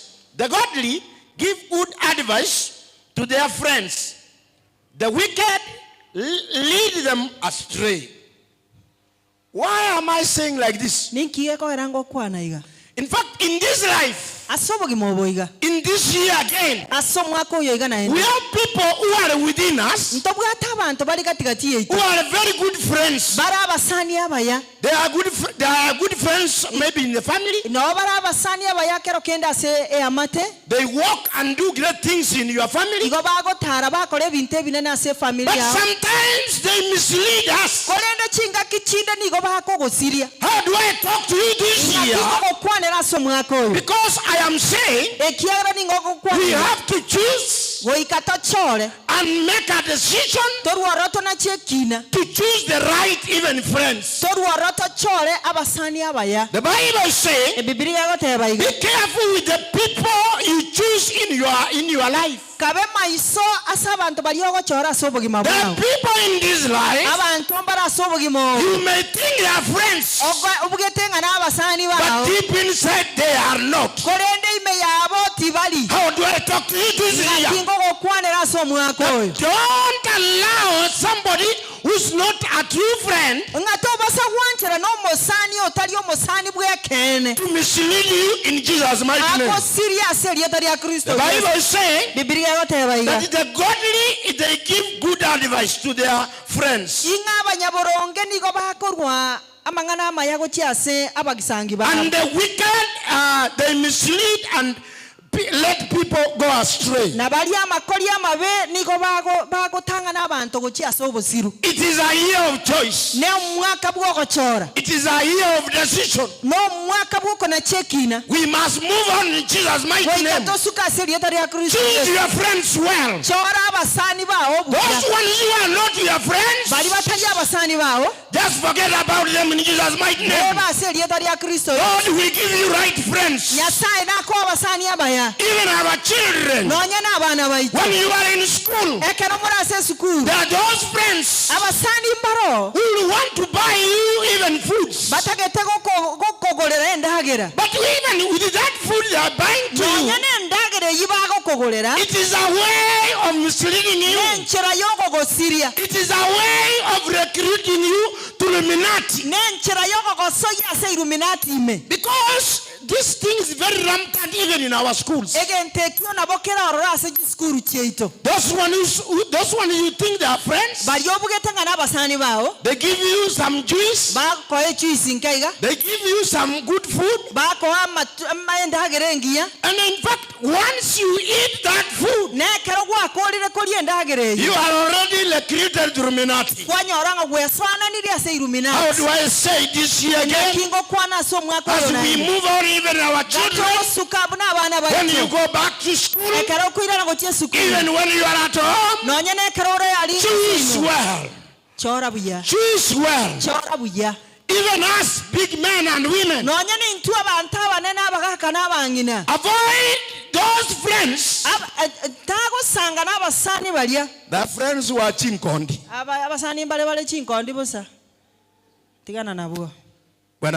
Amen. How do I talk to you?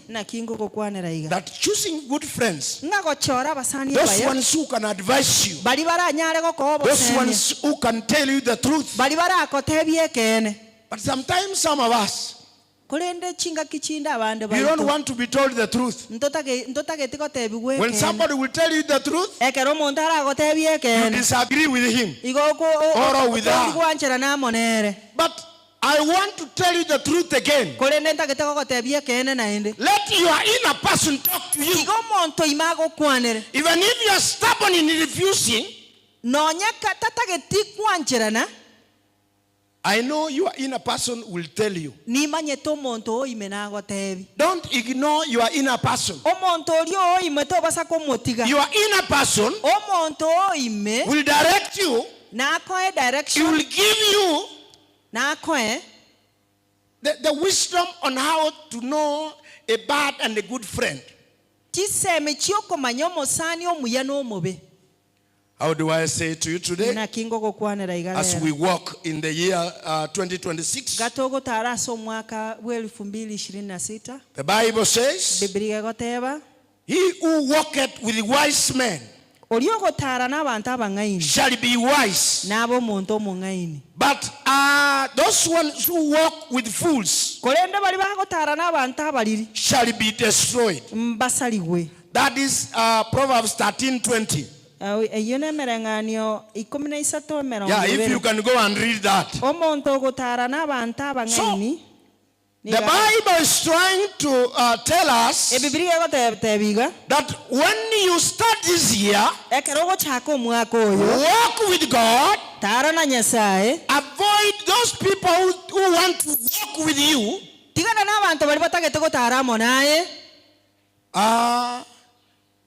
saying that they are going to assist you, saying that they will give you an advice, and yet they are not. So how do I talk to you again? This year is a year of choice. I think we have to choose wisely. As I finish, the book of Joshua 24:15. I want us to read there kindly again. Joshua. The book of Joshua, if you are there. Joshua 15. Yeah, we read.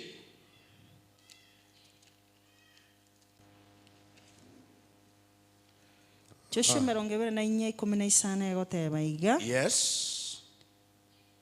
Kera be timogo kirigo kolero monene lirorio mwechorere rero oyo mwanchete gokorera onye ne Nyasaye chiria chisokoro cheino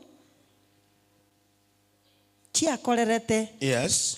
Ngumbu yorocherwa Efrat gose Nyasaye chiaba Amori bali momenyete asense yabo korende inche amona abantu benyomba yane ni mokolero monene.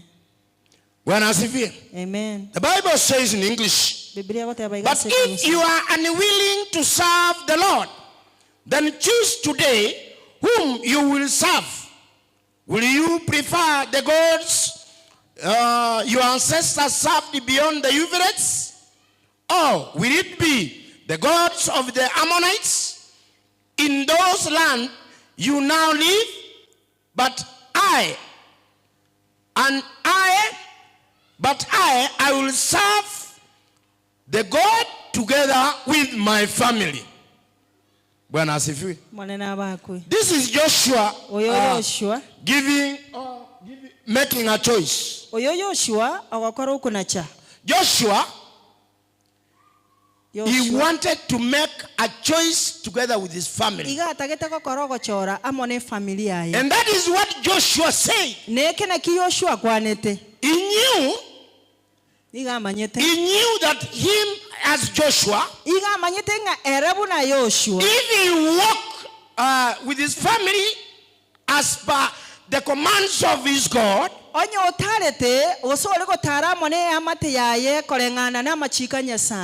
he knew great things will happen in his family. He chose to follow God together with his family. And there he succeeded in Jesus' mighty name. And you and me today, we have started the year of free choice. Then you as a family, you have to make a decision. When you make a decision, you and your family, that we follow God. Because in this God, there is a good future. In this very God, He is the source of everything. So as the year starts, let us try to say, I and my family, we shall serve the Lord. How do I talk to you today? That as we pursue the year's journey, make a decision like Joshua. nacha ekina buna Yoshua. Because if you do that, ekiagaronya gogokora igo, the year shall be sweet. Omwaka. The year shall be sweet in your life. Omwaka nobo muyase eliedera Yesu. Bwana asifiwe. Amen. It is a year that you have to choose. Oyo no mwaka bwogochora. To choose to follow God. Ochore komobwati Nyasaye. To choose that you work for God. Ochore komokorera Nyasaye. As Joshua did. Buna Yoshua kolete. Because Joshua ekiagara Yoshua and his family, amone nyomba yaye, he declared that I and my family, I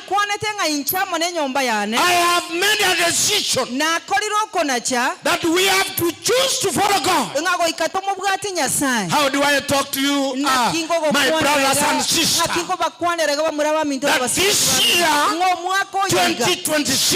2026, you have to make a choice. There is power in making a choice.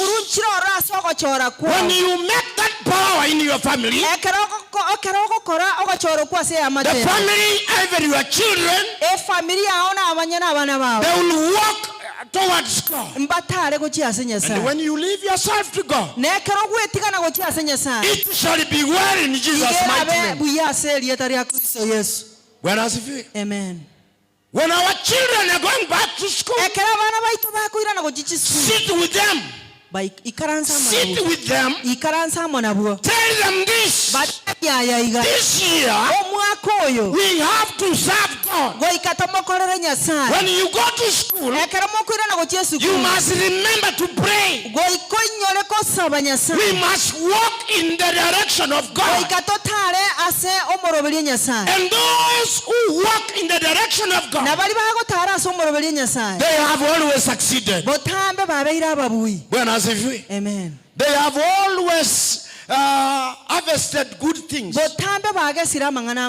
Because when you follow the paths of God, at the end of the tunnel, you come out to God's light. This year again, it has a lot of challenges. Even if we are starting it with a lot of force, you must also try to pick up your staminas. Sometimes let us not cheat ourselves. You want to sit and sleep? You want to sit and eat? But you want at least to get some money. And you want to see some progress. You have to wake up, my brother and sister. Lazima ujitume katika jina la Yesu. Lazima uendelee katika jina la Yesu. Hata kama tunaambia Mungu atusaidie, na wewe amuka katika jina la Yesu. Mwaka huu katika jina la Yesu. Avoid laziness. Avoid laziness. Wewe mpaka saa 3 bado unalala. Unalala, wewe ni mgonjwa. Si uamuke tukuombee. Hallelujah. Amen. Bwana asifiwe. Want to encourage everybody this year. That is a year of free choice. Moses told the children of Israel that is this stagnation which has, they were there for 40 years. Just around the Sinai. Doing nothing. But Moses now tried to come up in terms with the children of Israel. We must move on now. The Nyamataro must move on now. Hey, we must go to God's blessings. God must walk with us this year. We must see the blessings of God. This is what I want to pray for you today. That our very God, who has taken care of us, He remains the God who's starting with us again this year. How do I pray in Jesus' mighty name? As I ask you to stand up, so that may God bless you as we continue. Oh, hallelujah. Amen. We avoid laziness, so that we continue in Jesus' mighty name. Make a choice this year. Make a right decision. And then God will bless you.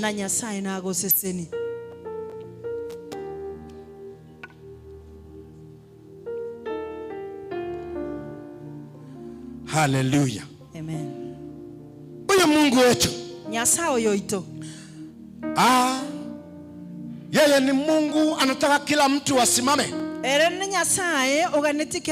Ukamwambie, Mungu wangu, mwaka huu tena wewe ni Mungu mkuu, wewe ni Mungu mwaminifu, umetutoa umbali tunapoanza mwaka na kila kitu ambaye tunahitaji. Mungu wetu kaweza kutubariki. Nimesimama kwa madhabahu haya, nataka kukuombea baraka za Mwenyezi Mungu. Kabla sijaomba na wewe ongea na Mungu wako. Talk to your God in Jesus' mighty name. Sababu Mungu huyu naye anakuhitaji na wewe uongee. Anakuhitaji na wewe umwambie, ili akaweze kusikia chenye unahitaji. Neno la Mungu limepita leo. That is a choice we have to make. There is power in our choices. How do I talk to you in Jesus' mighty name? Mungu nawe unapomwongelesha mwaka huu, akasimame na akakutendee mazuri.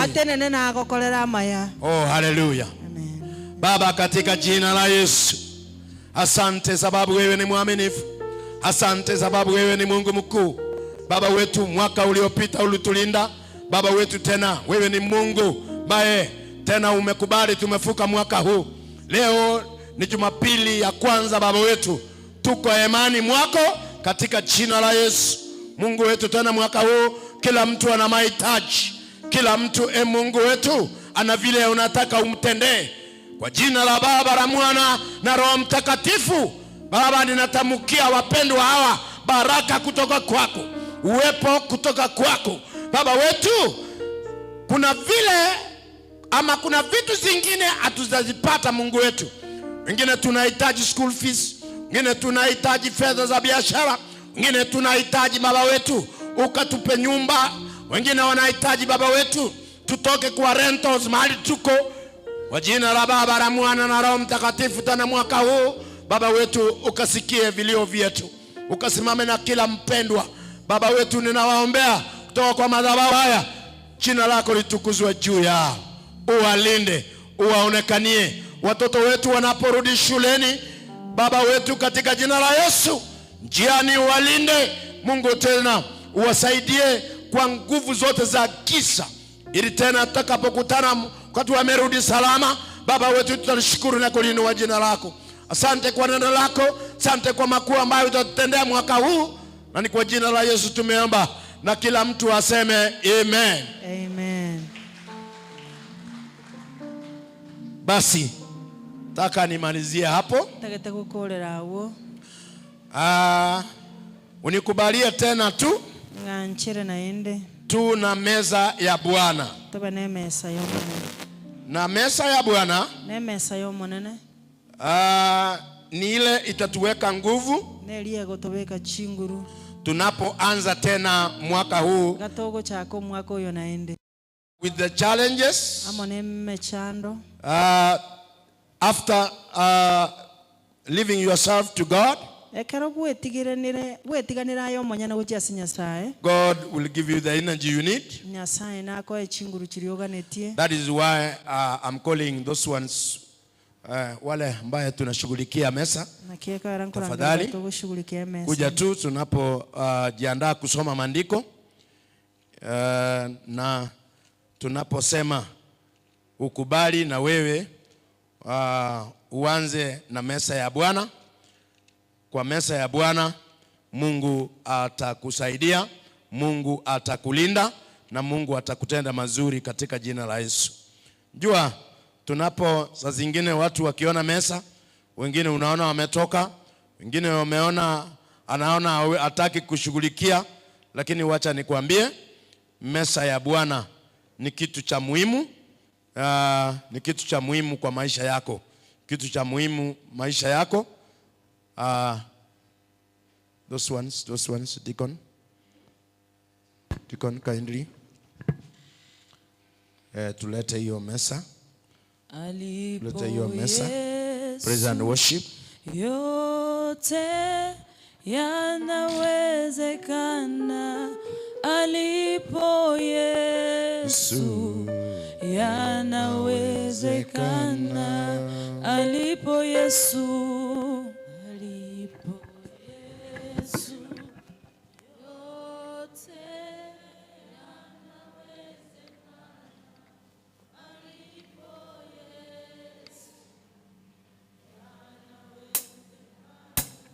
Alipo Yesu, yote yanawezekana. Alipo Yesu, yanawezekana. Alipo Roho, yote yanawezekana. Alipo Yesu, yanawezekana. Alipo Yesu, yote yanawezekana. Alipo Yesu, yanawezekana.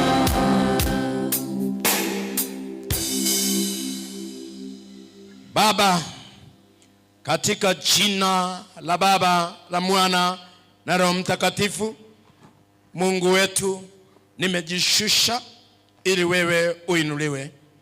Baba, tumeiandaa meza hii ikiwa ni chanzo Baba wetu, na kwa mwaka huu Baba wetu tunapoanza, ili kupitia kwa meza hii Baba utubariki, ili kupitia kwa meza hii ukutane na mahitaji yetu, ili kwa meza hii utuponye.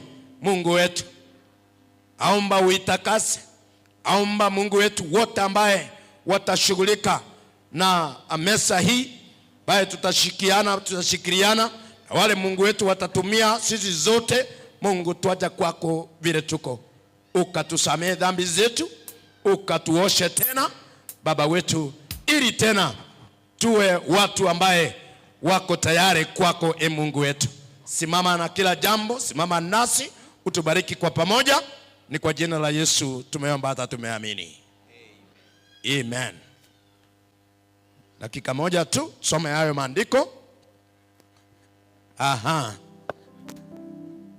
The Bible says this. 1 Corinthians chapter number 11, read 23. For this is what the Lord himself said, and I pass it on to you just as I received it.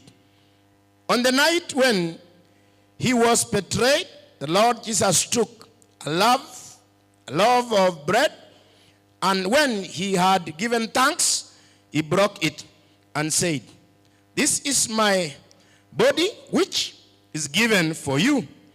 Do this in remembrance of me." In the same way, he took the cup of wine after supper, saying, "This cup is the new covenant between God and you, sealed by the sealing of my blood. Do this in remembrance of me as often as you drink it. For every time you eat this bread and drink this cup, you are announcing the Lord's death until he comes again." Nataka niseme hivi. This is a new year. Ni mwaka mpya. We want to start to make a new covenant with the Lord. Praise the Lord. Tunataka tuanze tena upya mwaka mpya, a covenant, new covenant with God. We are announcing God is new strength. We are announcing God is new healing. We are announcing God is new protection. Then we are also giving God thanks and remembering He died for our sins. Then how do I talk to you? Each one of us, kila mmoja mwenye ako hapa, tushiriki kwa hii mesa. Then is a new year's covenant sealed with the blood of our Lord. We are announcing a new strength. We are announcing new strength, a new healing, and God's protection. So, tunaposhiriki, hata kama ulikosea, hata kama ilikuwa namna gani, talk to your God. Ongea na Mungu kimoyomoyo kidogo. Kwa sekunde chache. Father, you are great. Wewe ni Alpha na Omega. Baba wetu, mbali huu ni wewe. Ulitulinda mwaka uliopita. Mwaka huu tena Baba wetu tunaanza. Tunaposhiriki kwa meza hii pamoja kama kanisa. Naposhiriki kama mimi mzee, kama mimi kijana, kama mimi mama, kama mimi wote. Baba ukanibariki. Uniondolee nguvu za giza. Uniondolee yale makosa. Usiniwache Baba wetu. Usiwache nishindwe. Na then wakati unaongelesha Mungu hivyo, nakuambia Mungu atakusikia katika jina la Yesu. Kubali. Kubali. Wacha kushikilia mahali uliona kitu kidogo. Unajua watu wengine tumeshikilia kitu kidogo, bado uko hapo. Don't live in the past. Wacha kukaa huko kwa kizamani. Wewe yale makosa yalikuweko, leo hayo makosa tunyaungame kwa Mungu. Talk to your God now. Talk to your God saa hizi. Mwambie Mungu, sawa, nimekuja kwako vile niko, nimekuja Mungu wangu na sitaweza peke yangu.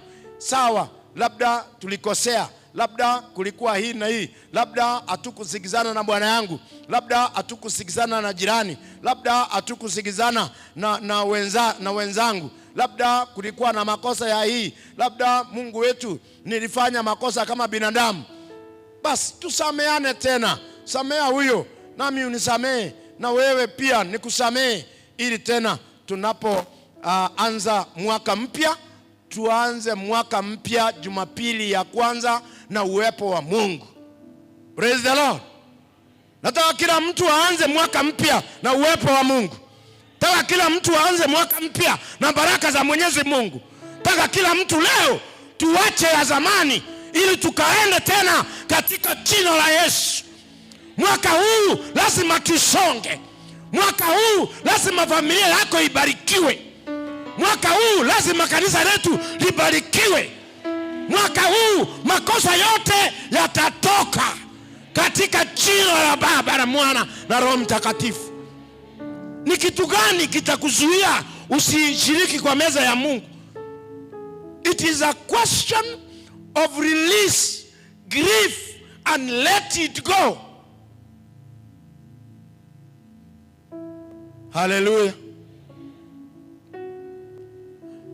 Baba, katika jina la Yesu, sante kwa meza hii.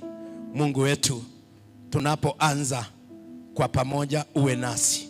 Mwaka huu tena Mungu wetu ni Jumapili ya kwanza. Baba, tumekuja kwako kama kanisa.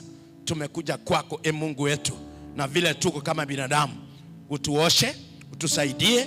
Najua sisi binadamu Mungu wetu tunafanya makosa, lakini leo Mungu wetu, kwa niaba yangu, kwa niaba ya kanisa, na kwa niaba ya wazee, kwa niaba ya kila mtu, Mungu wetu, nami nimeungama makosa yote, ili Baba wetu tushiriki meza hii sisi zote kwa jina la Baba na Mwana na Roho Mtakatifu. Mseme amen.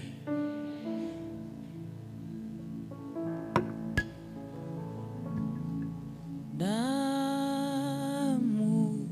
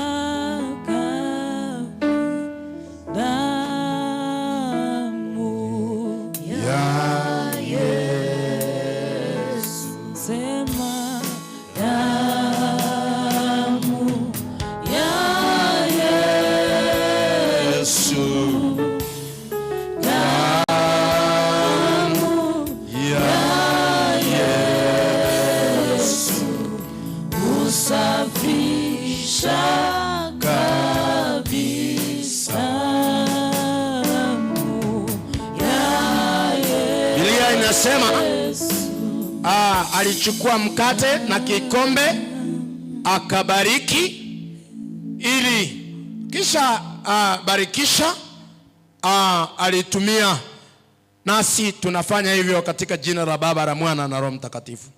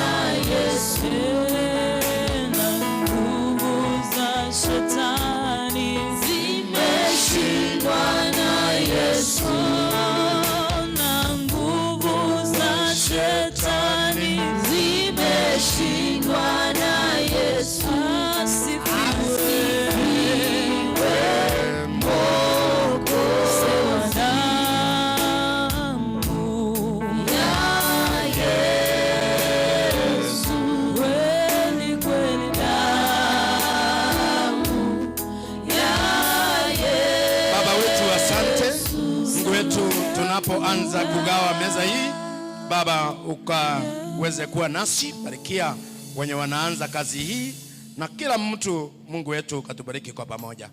Asante sababu utatenda, kwa jina la Yesu tumeomba hata tumeamini. Amen. Sawa.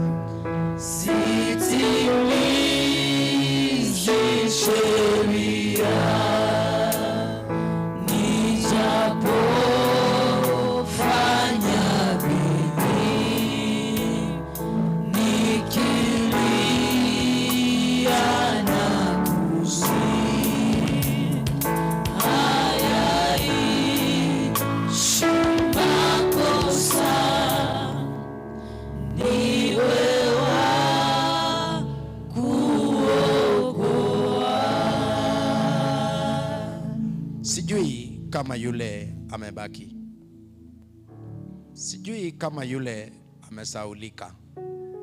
Kama uko mkono tafadhali, kama uko mkono tafadhali. Baba, asante sababu wewe ni Mungu mkuu. Asante kwa yote ambayo umeyatenda. Baba wetu, umeturuhusu tumepeana mesa takatifu yako, na kwa jina la Baba, la Mwana na Roho Mtakatifu, Mungu wetu, natamka baraka, tamka uwepo wako, tamka amani, tamka Baba wetu kasimame na kila jambo na kila mtu. Mungu wetu, tutende mazuri kama kanisa. Mungu, mahali hatukufanya vizuri, mahali hatukufikia, wewe ni Mungu mkuu ambaye Baba wetu utatuwezeshea. Na Mungu, naomba sasa Baba wetu, tunapomaliza vile tumemaliza mesa yako takatifu, Baba, baraka zako zifuate kila mmoja. Asante sababu utatenda. Kwa jina la Yesu tumeomba na tumeamini. Amen. Aha. Basi tunapomalizia